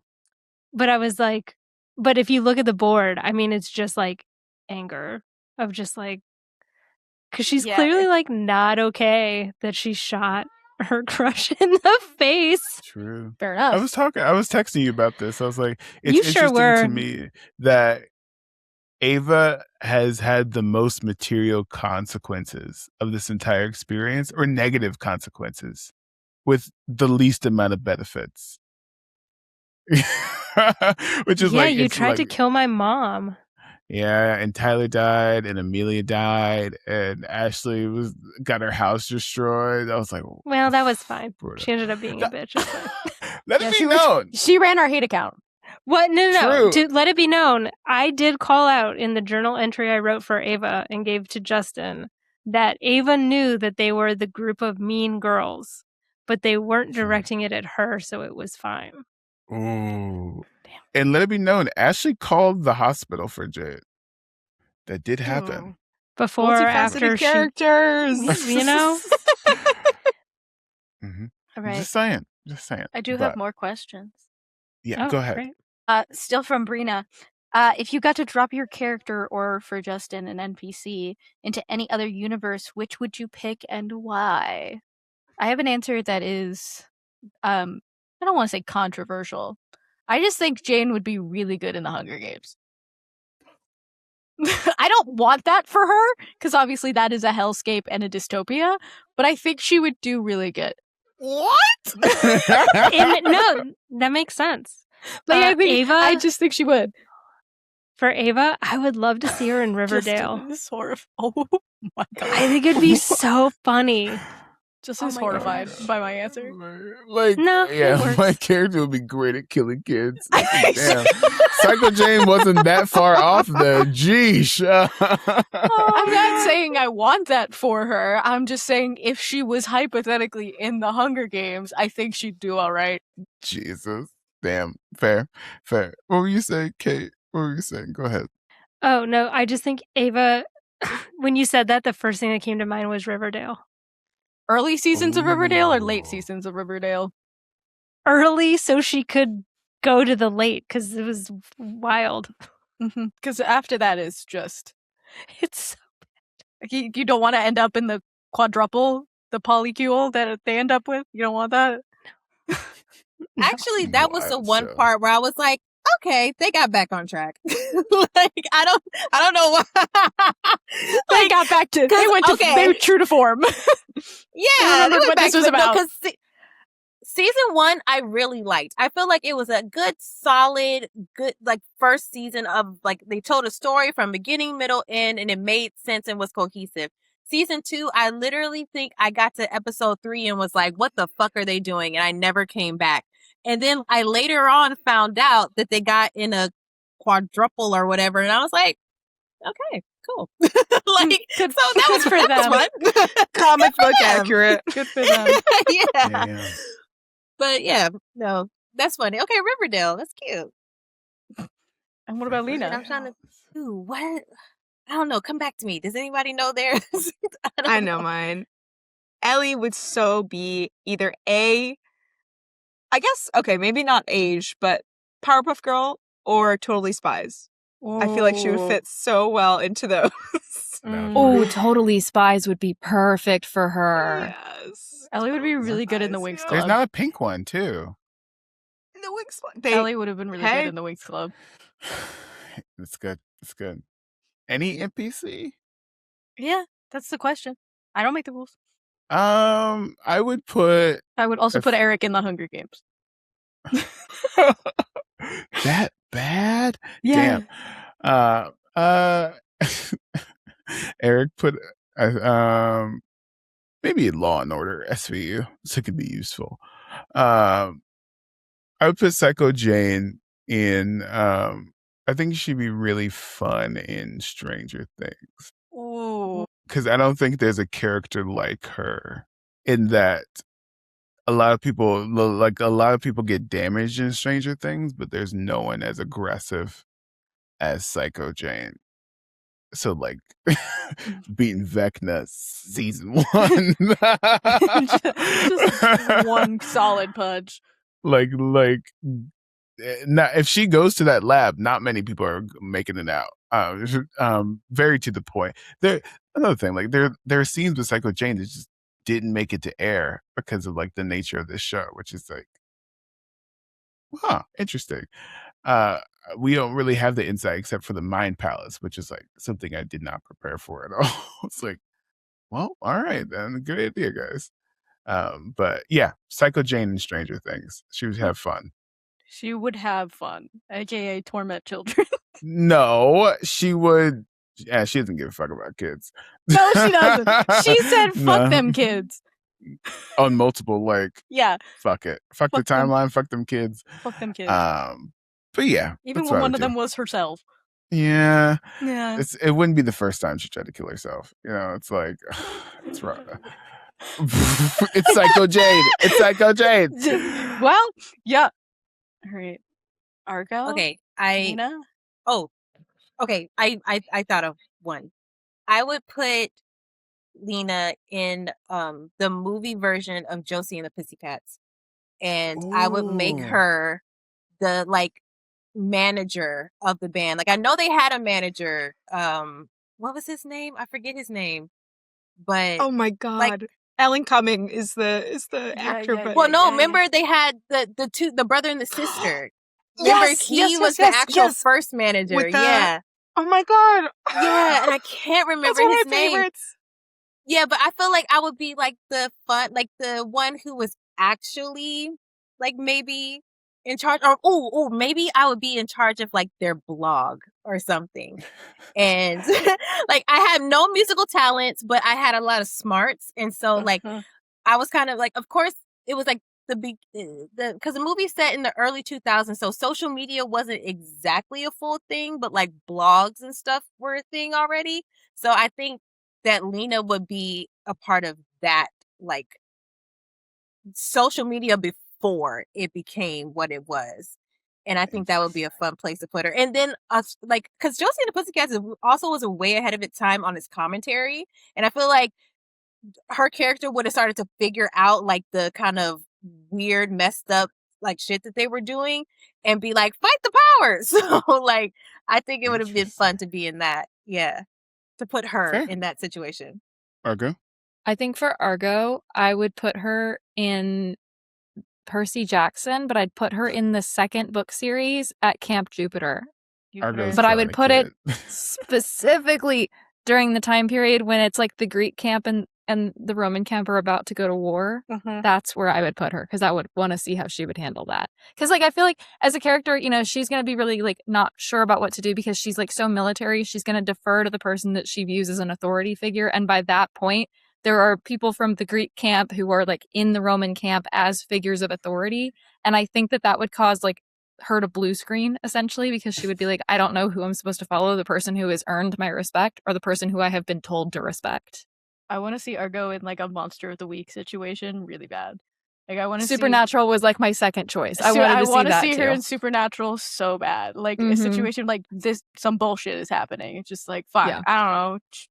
I'll go hit Fucking it. shoot it. I don't know. yeah. Shoot first, ask questions later. It's really the Dean Winchester of it all. Of just like I No, have a literally, gun full of girl. salt. We're gonna figure it out.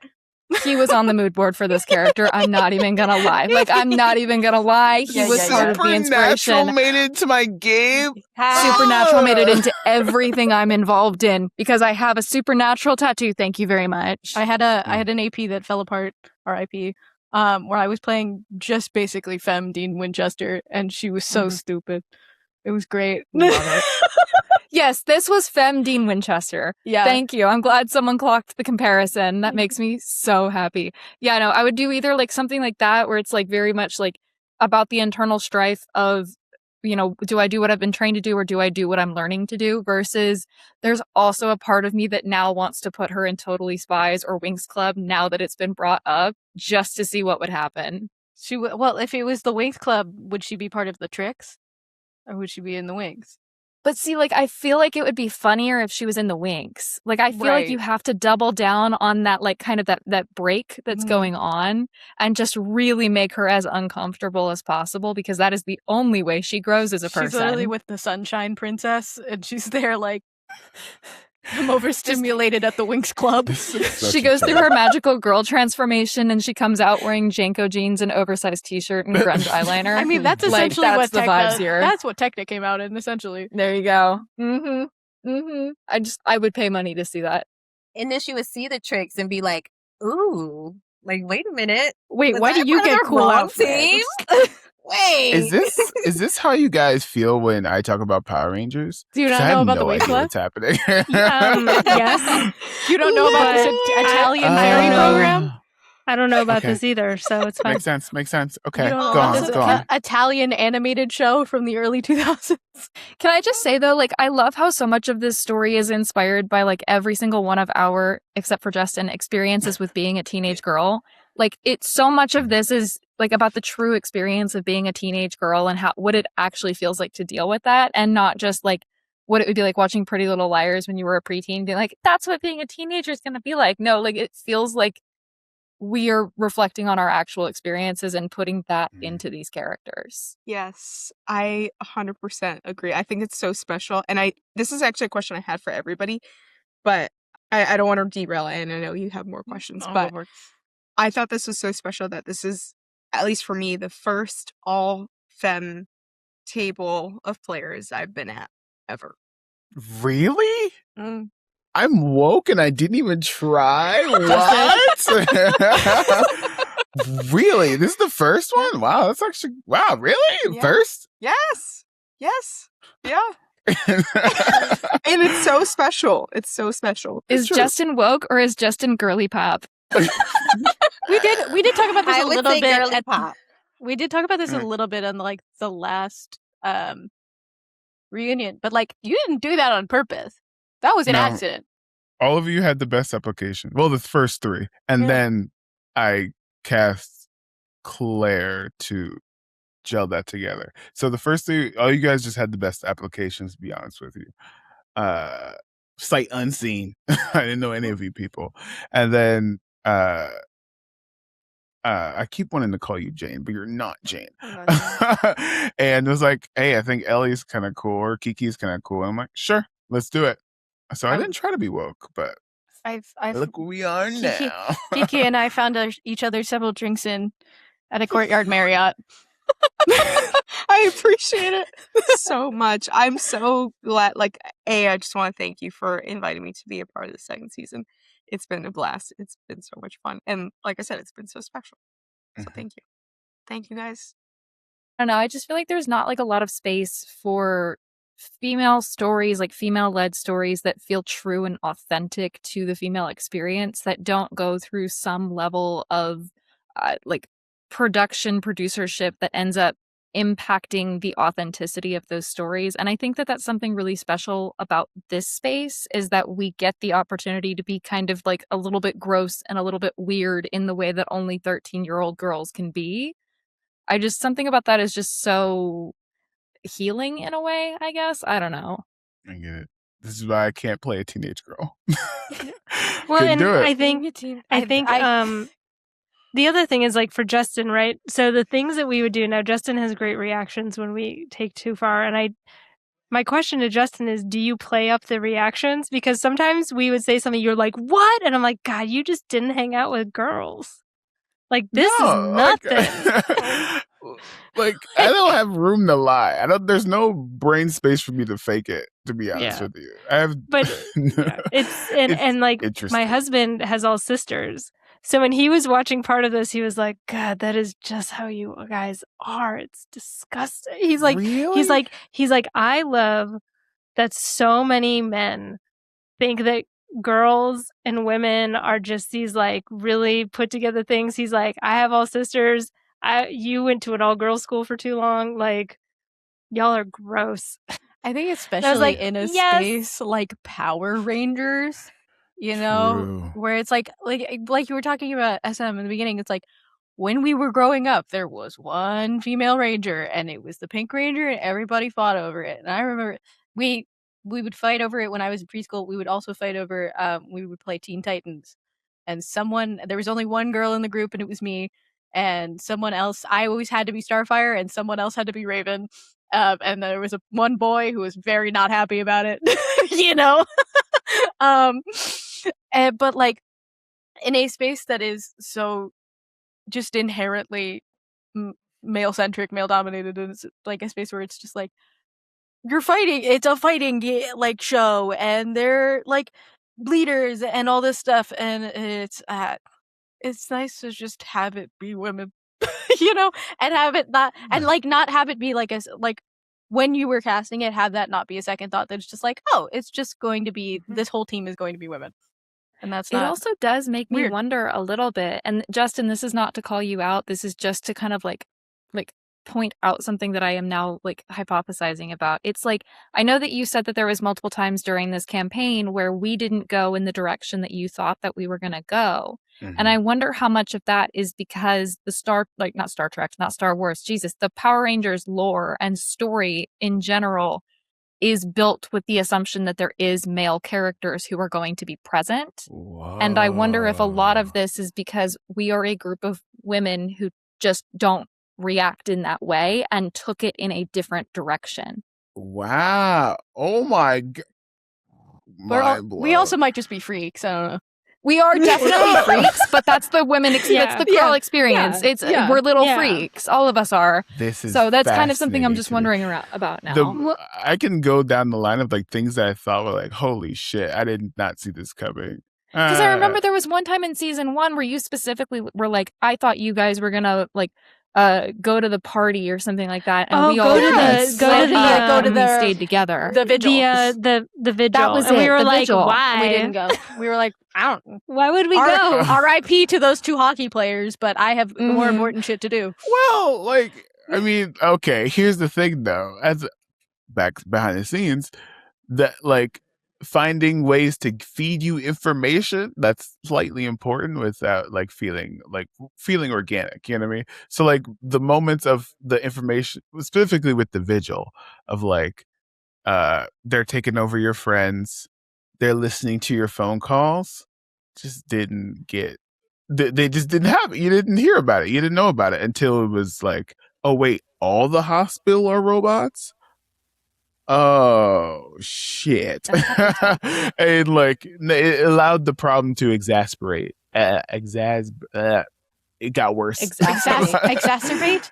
Yes. Exactly. There you go. You know, I was like, oh, so that was a big surprise. I knew that Eric would be trying or like annoying, but like during the session 0, I'm like, if you guys want to level up and get Megazords, like that's your avenue to do so, you know, because part of the subtitle of Rebellion is giving you guys something to rebel against.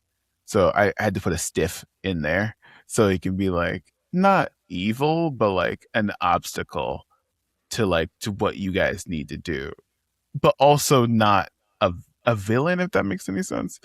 But you guys just did no quarter for Eric whatsoever. I was like, damn, no, maybe he should be nicer. But it For also, me, it's because Eric reminded me a lot of men in particular who just have that vibe of like, no, I'm not going to listen to you, sweetheart. It's not happening. Try again. That part. And when you were mentioning that, Claire, about like, oh, is it because we're women? I was like, you know what? I played this character of just like without having in season 2, without having the obligations that she thought she should have. And I will say that you played Eric so well that I'm like, I hate that dude. I was like, I know that man. I deal with that man. I've dealt with that man. And guess what? Because I'm a teenager and this is fictional, I'm just going to be mean and say what I wish I could say. And we're like, oh, is that what you're doing? Great. Yeah. The berets were so cathartic. The berets are great. Jesus Christ. I think there's there was something freeing personally for me to playing a character whose frontal lobe is not fully developed. You know, in the sense of like, she doesn't always have to be making the best decision in every moment. True. It's really for the best. And especially for Eric, the way I think Eric was interacting with us, there's a lot when you are a teenage girl, everything you do is wrong, like culturally, societally, like everything you interact with is weird, or you're a fake fan, or you know, your fandom, the way you interact with fandom, especially online, is weird. You're not like any kind of beauty standard, any etc. Like everything, you're just constantly told everything about you is incorrect. So having this man come up to us, and after like we had already done our job, we had already saved the world once, we had shown ourselves to be competent, this power chose us, was just immediately like, are you sure you know what you're doing? I was like, whoa, you know, it's just, and I was like, yeah, I'm gonna be someone who's Jane is inherently mean, so I was like, yeah, I'm especially going to be mean to you. You know? Yeah. He's the worst. He's the fucking worst. I feel like you can watch the playback and sometimes he'll talk and you'll see my eye twitch when he says something. You'll like genuinely see me go like... Who is worse, Eric or Gasket at this point? Eric. Gasket is Eric the evil you know? And that was my favorite part, is I would watch it on YouTube because I was like, I have to watch our faces when Eric was talking because I couldn't do it when we filmed, but I was like, we are over this.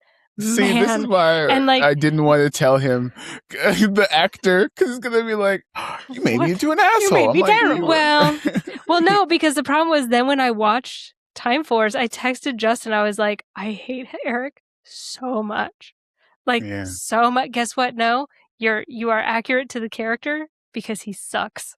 He's the worst, but it gave you something to rebel against, and then another rebellion at the end of the show like other rangers who are not assholes.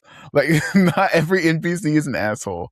So I thought, wow, that is so interesting to me. Okay, sorry. Next question. We've kind of hit on this one a little bit, but the last question from Sabrina, what was the moment you felt most connected to the game and why?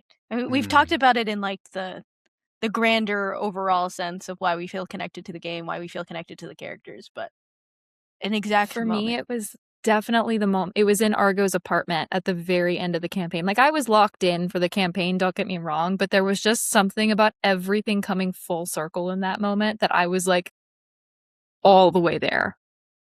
Ugh, it was such a good ending. It was such a good ending. I have 3 answers. Oh, go ahead. Okay. Oh, sorry. Yeah, no, for me, same as Claire, how like I was locked in the whole time, but when I got to have that moment, um, surprisingly enough, with Eric after seeing Corone for the first time, like alive. Because I remember back before we started season 2, Justin, you invited me to which con was WonderCon. that? WonderCon, yeah. And like we met up, we were talking. You were asking me what I would want for my character in season 2, and I was like, well, I kind of want her to go through it a bit because like she literally like she has survivor's guilt. You know, she unintentionally caused the death of someone, like the literal like murder of someone, and not only that, it was like it happened right in front of her, right on top of her, even. You know, and so I kind of wanted to explore that more in this season.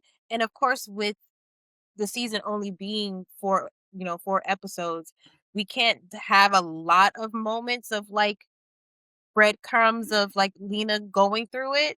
So when this moment popped up of Corone being alive, and I just remember thinking to myself like, oh no, like how's this gonna go? Because I didn't know if they were gonna talk or if like I didn't know how if they were gonna meet, like truly meet or not.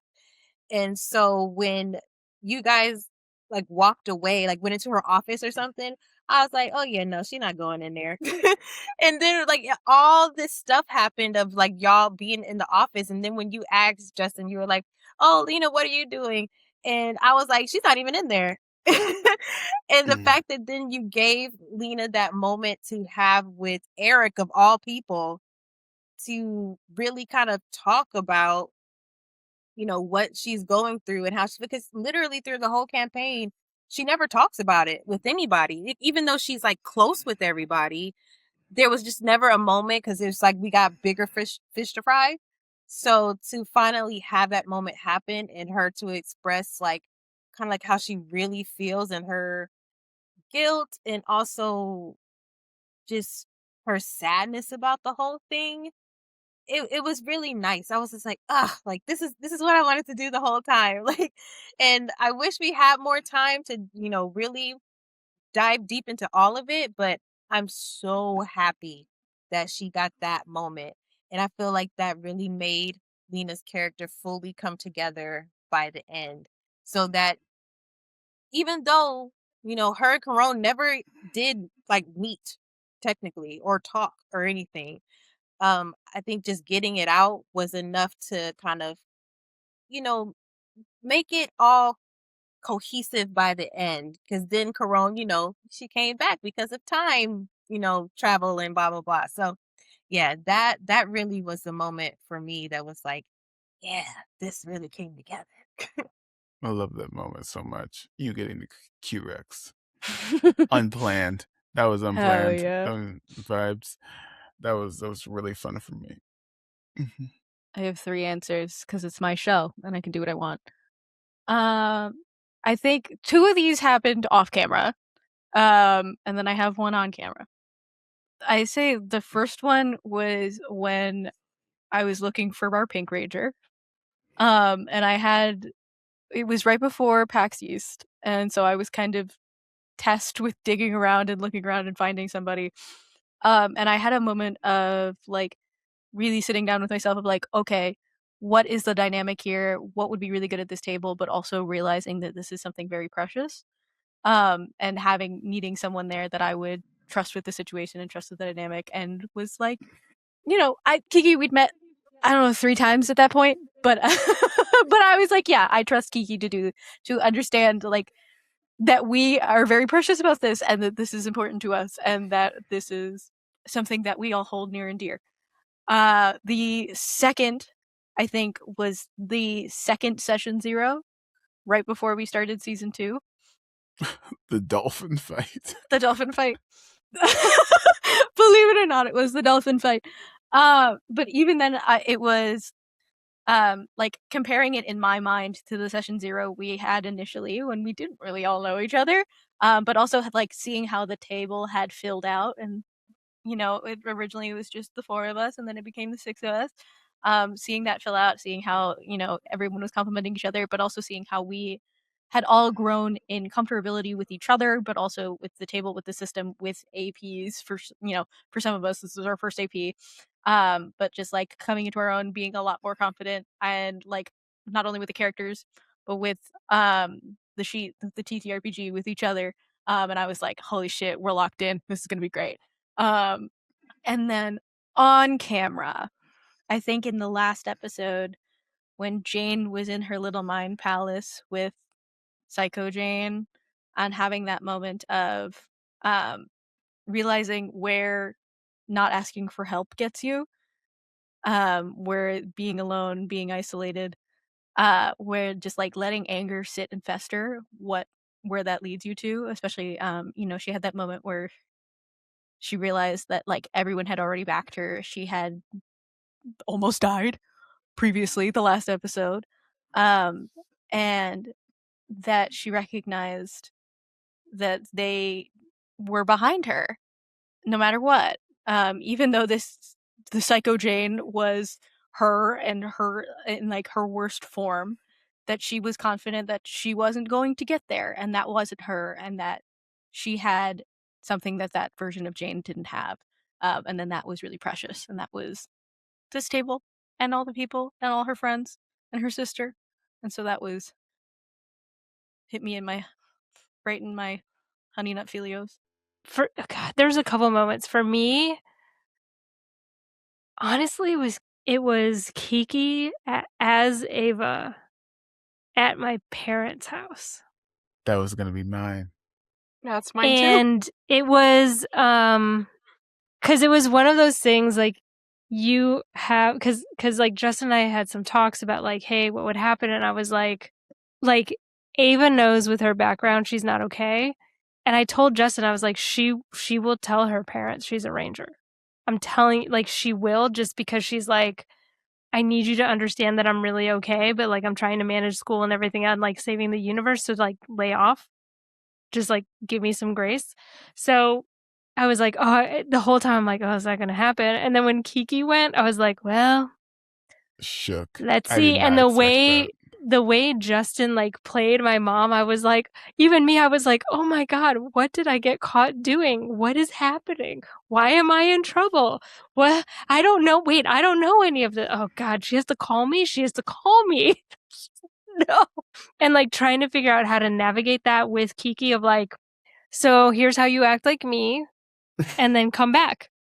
Please come back. And then like the constant choices again that Justin, like Tyler showing up, he was like, I can't believe you didn't save him. I was like, with what time? You True. literally opened a time portal 5 minutes later. What was I going to do? Like, True. she's not leaving the group, right? That's She right. showboated once, got a video taken of her. Her mom's yelling at her because apparently, Ellie's blowing up my mailbox. And then when you were like, oh, the hospital's calling for your mom, it's like, well, no, I can't do it because and and I think you texted me after like, I can't believe you did that, and I was like, the only thing Ava knows is Eric said that the timeline is broken, so if they succeed, maybe it'll fix it. So like, it doesn't matter if it gets messed up now. The only thing that matters is like working with the team. So that was mine, and then not the last fight in the spaceship. I don't know. Whatever fight we had in the base, like, we really fucking did it. Like, it was, I think we all rolled really well. We all helped each other, and I was like, God, we're great. Yeah, you did great. We're You did great. You stole mine, so Kiki can go. I have the same one. With that moment, I felt like it was the experience of in being connected to this actual play. That was a scene that I was like, this feels the most real. Like I have lived through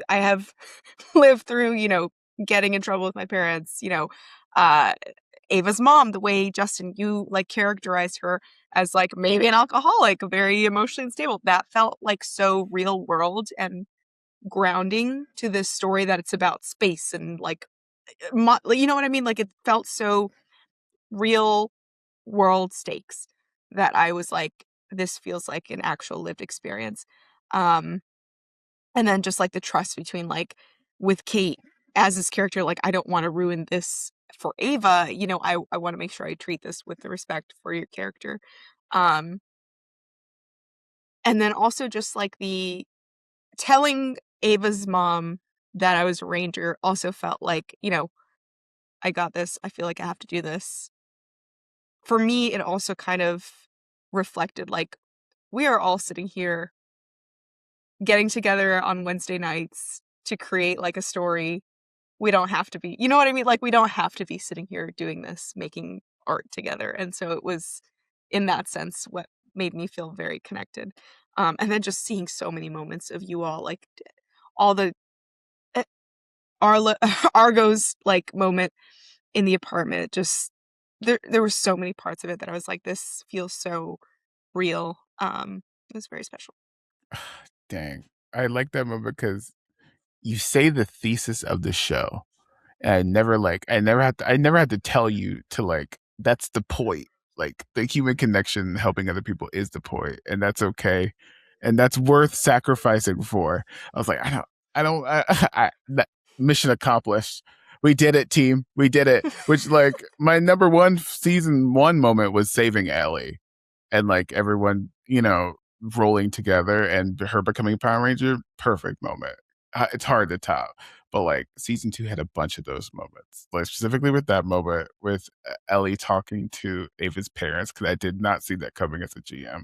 I figured you'd like silly your way out of it because sometimes you guys are like allergic to uh not confrontation but like sensitive moments. I noticed that a lot. I was like, oh, okay, interesting. But that could have gone so bad.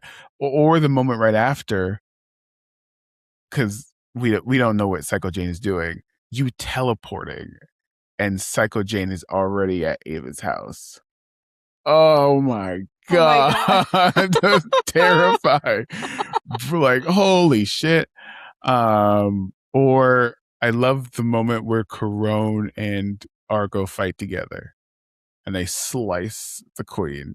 I was like, that's healing. That felt like a movie right there. Like that really, Yeah. that little section of fighting with Corone felt very cinematic almost. Like I could Mhm. see the bit happening as it was happening. Yeah, it was like, oh, can't write that. Ava with the Mind Palace, a thing that I did not anticipate as a GM, but it fits so perfectly. Because I was like, maybe Psycho Jane will like uh super speed into the base and like beat up Jane or like have a private conversation or something. And but like the Mind Palace like solved that problem immediately. And it's something that I never could have thought of. Justin couldn't have thought of. God damn.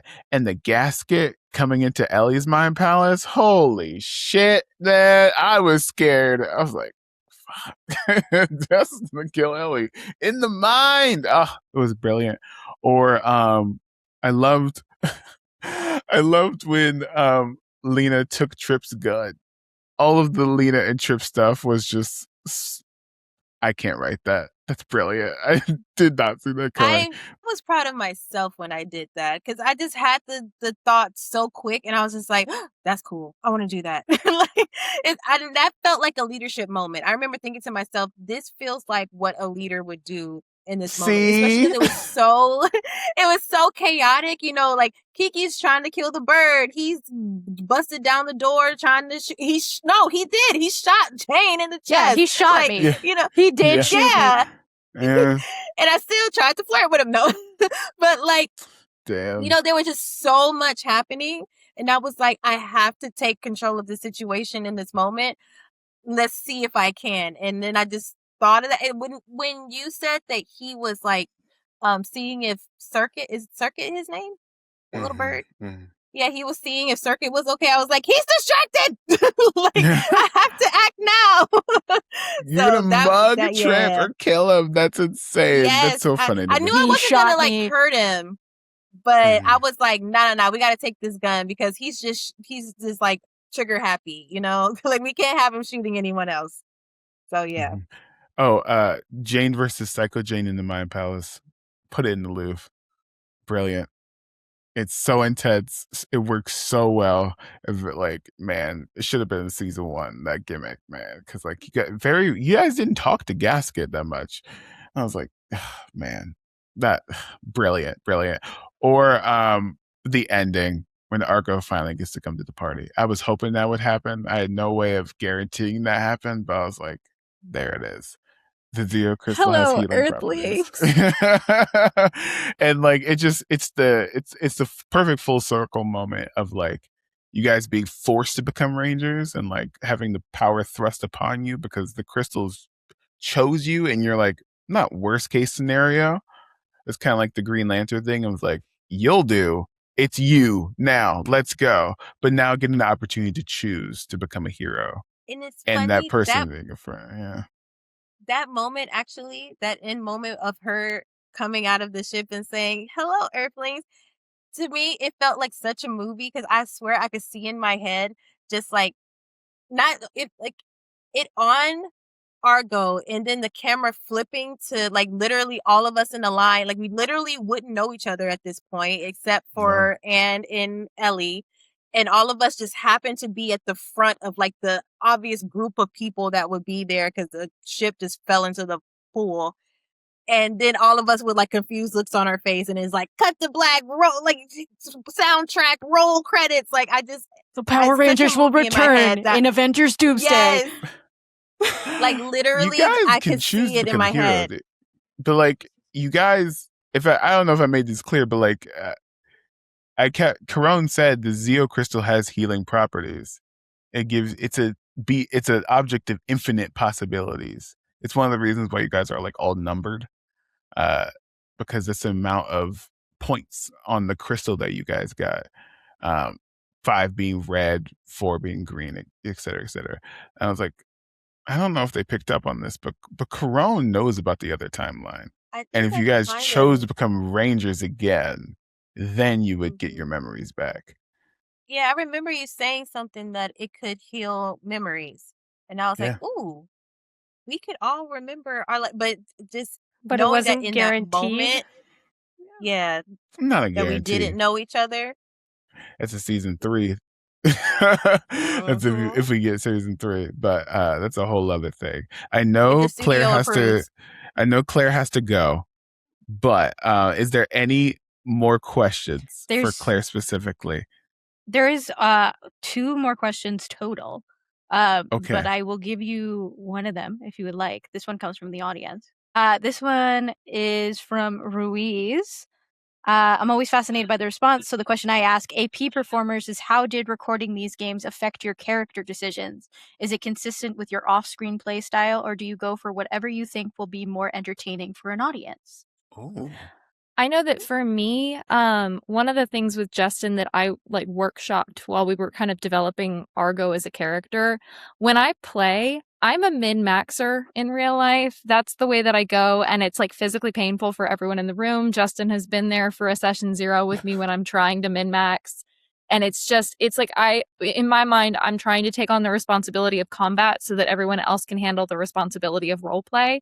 That way people can do the fun thing that they want to do during the role play and I can handle the combat. And here I felt like I wanted to try and do something a little bit different. I wanted to focus more on a character where the story was the forefront of who she was. And I felt like I got leeway to do that because of the system that we were using, where it was like I didn't have that pressure of combat on me as much while making the character choices that I was making. So I made a character who was playing against her own stats because I thought that it would make for a more interesting character. She was very conflicted internally, and I wanted that to kind of show in the like difference between her instincts and the way that she was reacting immediately and her actual strengths. So like I was trying to play with that discrepancy. And then even like with Justin, I kept saying on the back end when we would like talk about her, you know, like, hey, like don't make it easy for her, make it more difficult for her. Like let her screw up, let her mess up, let her, you know, have her terrible, horrible, no good, very bad day. Like let her miss the shot in the basketball game because that's the only way that she's going to learn to trust the people around her. And so for her, it was the complete opposite of min-maxing, and it was a lot of fun. I really enjoyed it. It was max minning. Yeah. The next question is for Justin. So if you have to go, you can go. But do you want to tell everybody where they can find you before you do? Yeah, you can find me on TikTok at Claire Wesson, and then you can use the little link in the bio to find me anywhere else because I don't remember any of my other apps. Sure. Yeah. So, anyways, Thank you. love. And then Bye! Argo goes back to KO35. Aw. What was that? Oh, How does your Did, does does your actual play play- style change when you do actual plays? I have an answer. I do too. You go, Anne. Not my first actual play. I also have a little bit of a reputation of being a min-maxer, both at AP tables and out of them. Justin has seen some of my builds that are nasty, straight nasty. But I also have a little bit of a reputation as being very mischievous. Okay, Kiki, what have you heard about me? Know you. Dang. I think a really good example of that here was my cookie pocket. Oh my God. Every DM I have, Pastry pockets are a thing. the Don't pastry make me pockets say are it canon. again. I made sure they were canon. But I love to make my DM have no idea what I'm doing. I like to keep my DM on their toes. I used to be a forever DM. So I have the difference, I would say. I like to keep the mischief. I like to be kind of an unknown. But I also like to be very fluid. And in a home game, I will have a character that I really want to play, and I will have that in my head. And I will be a little bit more rigid on what I want that character to be. And I think in an AP, I'm a lot more willing to change, like right in the beginning, change what that character is and mold it to fit whatever table I am at. This has happened a couple of times where I've been at AP Productions and I'm either like added late or I'm added later, or even if I'm added in the beginning, I will take a step back and hear what everybody else is doing, and I am happy to slot myself in later. Just because I think it is, I like to be a little bit of a chameleon, and I like to be fluid, and that sometimes leads to mischief. But I think that what's more important is less the story I want to tell and more the story that's going to be entertaining and that's going to be fit in more into the story that everybody else is telling, because it's not just about me. It's not just about my enjoyment, even though I can create a character and have fun. It is ultimately about entertainment value. And so I think I take that really into the character creation process more than anything else. So not far off from Anne. So I've mostly done APs just because I'm trying to do stuff. 2 people here have DM'd me, so you guys can talk about it. I don't know. I will have an idea of a character. I always leave, like Anne, a lot up to the session 0 and meeting the table. Like, I know, like, the foundation of who my character is, but I let everybody else sort of dictate how hard I push for what my character wants and things like that. Also, the format, if it's a one-shot, baby, balls to the wall. That's just, what I'm going to do. But this is I will have to say, this is probably the most put together character I've ever played, because I'm like mischief, chaos, the crazy thing. That's what I'm going to go for, because at the end of the day, and maybe this is, not growing up in a social media world, and I know I talk about being older, but I do think that fits into how this happens, is like, at the end of the day, at this point in my life, I want to have fun and be entertained. And I will do that whether it's by myself, whether it's with my friends in a voice note, whether it's a home game, whether it's an AP, I don't care. If everyone's having a good time, it was a success. And if I can come back with like inside jokes that no one else appreciates, even better. So that's like how I build the characters. And the other thing is, if like a GM or a DM has a question as to like, hey, why'd you do this? I want to be able to back it up in who the character is. You may not see that part of them, but like that is who they are. Makes So sense. Could I get the question again? Just so I know. Yeah. Do you, when you play any kind of TTRPGs, as a home game versus how you play them recorded as an AP? Is your playstyle the same? Is your playstyle different when you know you're on camera versus how you play when you're like at home with your friends? Okay. Well, I'm still pretty new to playing TTRPGs. The Like, answer could be no. even though it's You know? no, it kind of is, because like I've only played like a handful. Like, even though it's been like years, I've only played a few. This is my first one that's actually like on camera. Is that what AP means? Like, Yeah, that it's, AP like, is on actual camera? play. So yeah, that it's Mhm. other people are watching it, and so it's meant to be entertaining, and other people are meant to watch it, as opposed to Gotcha. like a home game that's just for you and no one else is gonna see it. Yeah, I still feel like I'm like learning vocabulary. Literally, when Claire said min maxing, I was about to say, "Can I get a vocab lesson real quick?" Because I don't know It what basically that means means. just making a character that is crazy overpowered within the rules. So like Got you. That's what I kind of was guessing. it's when you know the Okay. rules enough that you can make Mhm. characters like a little broken. You know? Okay. You could just Gotcha. like, it's legal, but you don't want when you're DMing them, they're a nightmare as a min-maxer and as Gotcha. a DM. Okay. So I feel like so far I've been playing pretty much the same from the games I've played off camera and on camera. And I think with both, I've tried to, because when I create a character, that's like one of my favorite parts. I didn't know when I first started playing, like my literal first game, when I signed up for it, I was so excited. And then I was like, oh my God, like I have to create my own character. And I was like freaked out for like maybe 2 seconds. And then it's like I had like an epiphany about what I wanted that character to be. And then all of a sudden I was like typing in my notes app, like all this stuff. And I was like, wait, I might kind of be good at this. But I noticed one thing with me is like, I think with how I grew up, I wasn't always allowed to be my full quirky self. I feel like I always was kind of like trying to be as like normal as possible. I feel like I'm definitely the black sheep of my family. I'm just very different from everybody. I never felt unloved or anything. But I could clearly tell that I was just different from everybody.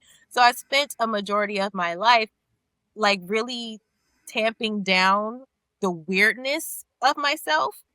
And so like I think when playing, you know, these games, I've really been trying to open up and tap into the weirdness more because I'm allowed to. Like, I'm finally allowed to. Because, first of all, I'm grown as hell and I can do whatever the hell I want. But also, this is like, it's a game and it's for entertainment. And especially with this one, people are going to watch this. And going with the weird option, going with the crazy out of the box thing, or saying like some random wild shit is gonna be fun. And so I think that's one thing I've been really trying to work on, which with each time I play a game, is just to let myself be free. And when I have that weird idea, instead of my first thought being like, oh, I can't say that, or oh, I can't do that, being like, actually, no, I can. Like, I can say that. I can do that. And I will, gosh darn it. So, yeah, like, I think I'm pretty much the same, but it's just really unlocking the me that I've kept, kind of under lock and key for the most of my life, I think. Yeah. That's why I think everyone should play TTRPGs, and everyone wants to. They just don't know that they want to. I agree. It's like, I because think you everybody get should play to at do all least the shit once. that you've always wanted to without real world consequences. I can blow up whatever I want in a game. Wait, what? Don't worry Wait, about hold it. on. Wait. Editing Justin? Oh gosh. To the FBI, Yeah, no, that's like- a joke. Actually, No, Anne like- just blew up KO35. That's what really happened. No, legit, like, I feel like Hey, in my Bass Pro first Shops. ever... Watch out. No! I feel like in my first ever game that I played, right? That was the first time I actually got to like play with my queerness for the first time ever, like semi-publicly. Like it wasn't like, you know, it wasn't recorded for anybody to see, but it was the first time I was like letting myself, like, cause I played Thirsty Sword Lesbians. That was like my first TTRPG I ever played. Mm-hmm. And so we were automatically all lesbians, you know? So it was like, okay, so I can like do this. I can be this. And so like my character got to like flirt with girls and got to fall in love and literally ended up in a thruple and like, but a beautiful, healthy Riverdale. one. Very I knew Riverdale. it. It's the Riverdale. And no, what's crazy is like in my first two, I think my first two, I ended up in thruples both times with two completely different characters. And I'm like, I don't think this is me, but is it? Like, it made me think. I'm like, what? But like, yeah, like I got to do that through playing, you know, TTRPGs. And I feel like everybody in the world should play at least once. Like, figure out if you don't like it after you play, you know?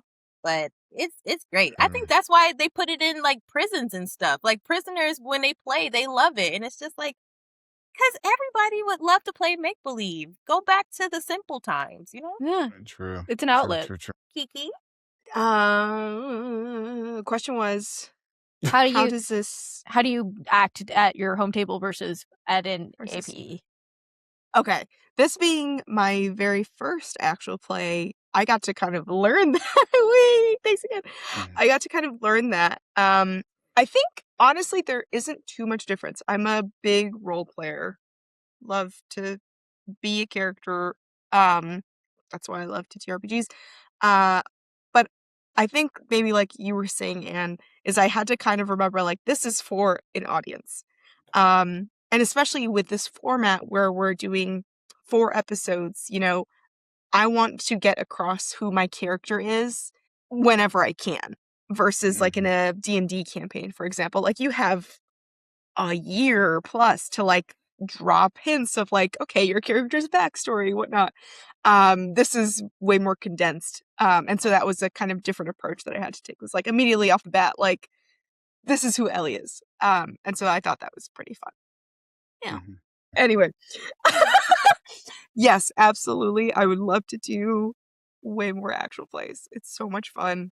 And I'm so glad, like this is my first time playing Kids and Capes.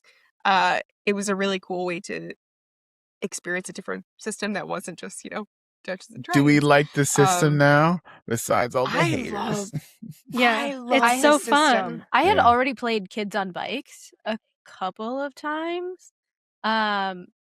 It's so smooth, man. Yeah, butter. and it's Yes. Yeah, I more people like- should play it. It's so fun. I've Mhm. played like a large plethora of systems at this point in my career. Feels like the wrong word.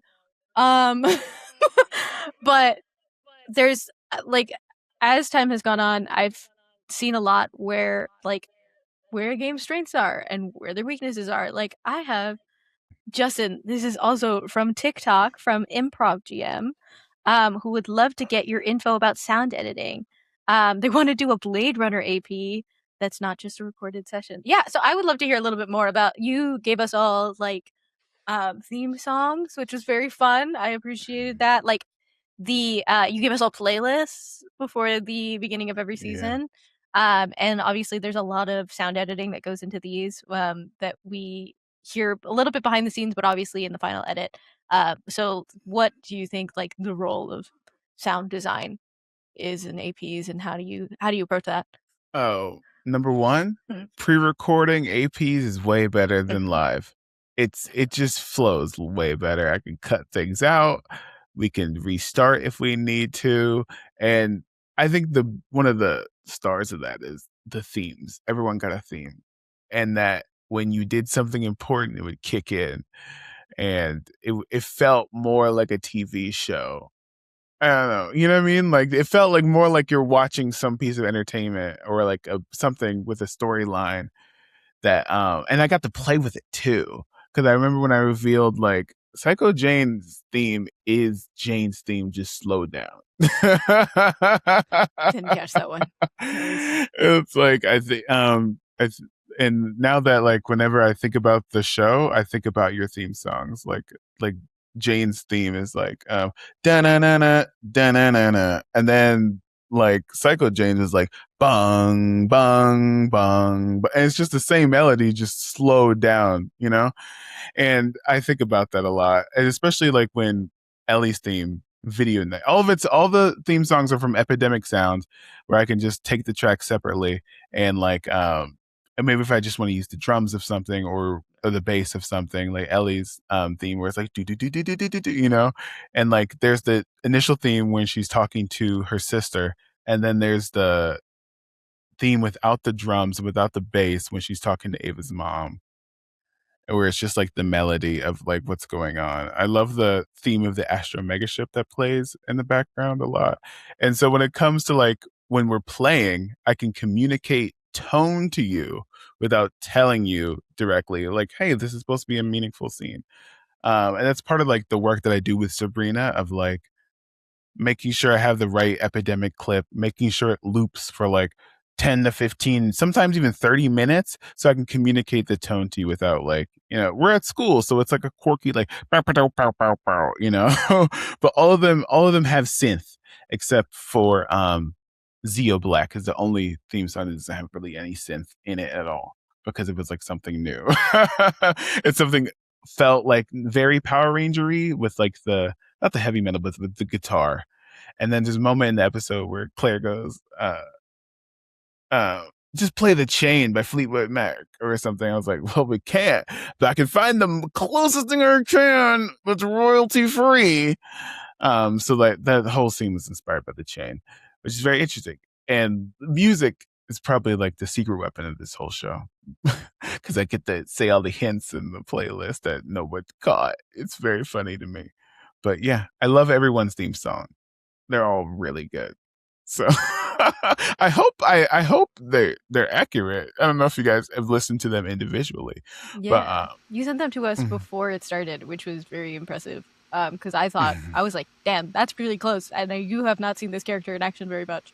just the vibe, or like Yeah. me preparing like the backing track of when we record, because I take all of it out. So I guess to answer the question, I have the looping of like what I think is going to happen. So like there's a battle track, there's like a Astro Megaship track, there's a morph sound effect, and then there's like everyone's individual things. And if I can anticipate it for the most time, I'm like, I know we're gonna have a fight in this episode.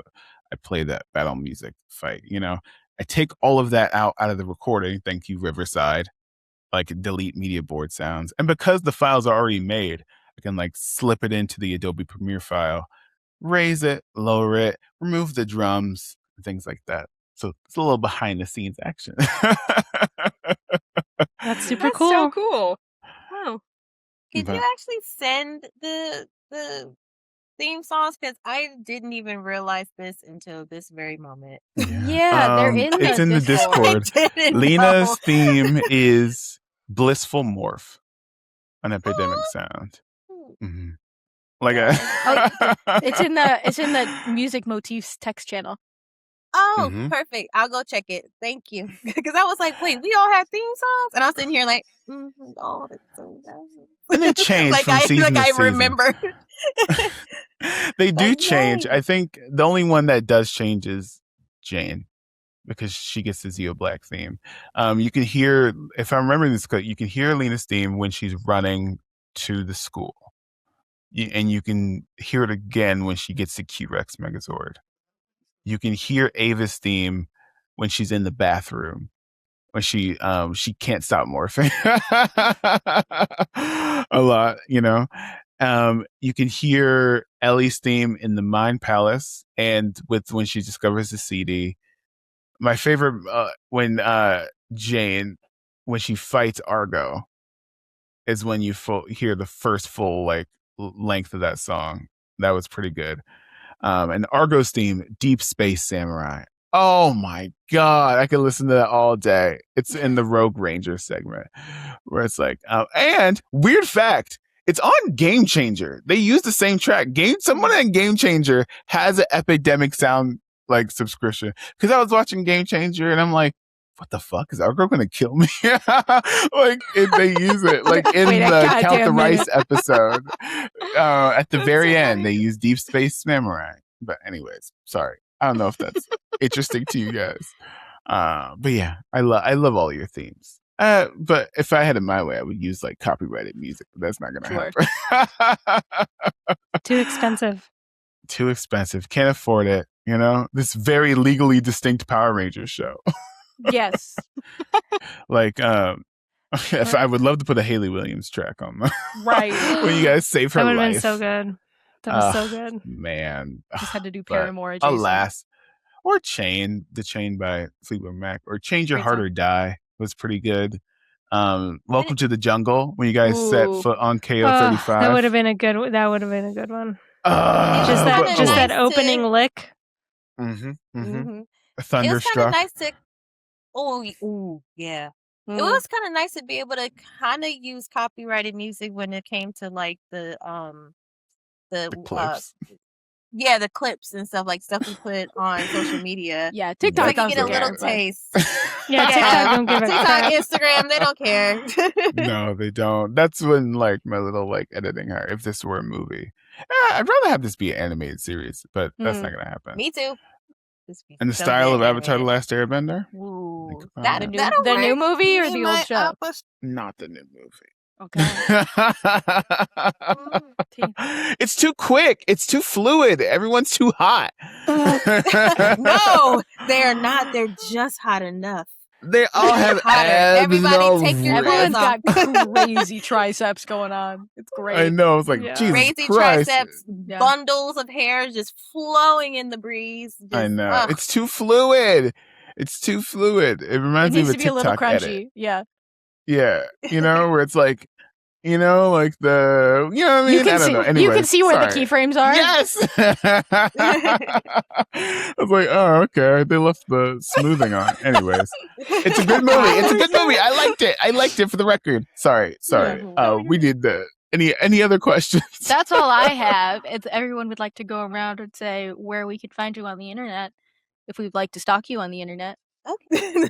This is SM. You can find me online everywhere at SM_young VO. I am a voice actor, so if you need me for a project, my DMs are open. And thank you, Justin, again for allowing me to play in this game. It was so fun, and I can't wait for season 3 because I'm manifesting that. Oh gosh, gotta talk about it after the pod, but I'll tell you. Anyways, continue. I'm Kate. You can find me around at Kate B Realness. There you go. That's it. If you want to hire me for something to save me from being a corporate schlub, then please do that. That'd be great. It's fine. I just have more fun doing this. That's all. Fair. Kiki. Hi. Thank you all for watching. Appreciate you being here. Kiki Marriott is my handle on Instagram, TikTok, and YouTube. See you around. And Anne. Hi, I'm Anne. I am a sentient ball of goo residing in the city of New York. Mom Donnie would not allow this. Yes, he would. Mom Donnie would want me to live my truth. You can find me on TikTok at Anne the Arcanist and on Instagram at actually Anne Art. You caught me in the middle of a rebrand / ego crisis. So, aka I ran out of business cards, so I was like, fuck, I should rebrand. Yeah, I'm mostly everywhere at actually Anne Art, except for TikTok where I'm soft launching the rebrand. But yeah, if you want me for illustration and or APs and or live shows, or I don't know. Nope, I'm not gonna say crimes. You know where to find me. My God. Jesus Christ. You can find me at Freddy's Roommate wherever toys are sold. And by the time this video is published, you should totally vote for 2 of our people that are Crit Award nominated. You should totally, not for this show, but the amazing work that they do outside of this show. Nominate or not nominated. Vote for them. They're already nominated. They should win because I think they're cool as well. Kiki, my mom voted for you. Huge. I voted for both of you. Oh my Voting's God. open? Okay, for the Yeah. be Yes. clear, Kiki, what award are you up for specifically? I am nominated for Best Upcoming YouTube Channel. Hell yeah. For Kiki Marriott, my YouTube channel where I talk about D&D lore. Wonderful. And specifically, what award are you nominated for? I am up for best fan art. We have to end this show. Jesus Christ. Oh my We God. get it slap happy. Oh my Alright, why don't gosh. we We give got them we got to wrap it up. one more goodbye Rangers with attitude. How about that? Goodbye. Bye. Rangers. Goodbye, Attitude. Goodbye, Rangers Rangers. with It's attitude. attitude. Oh my God.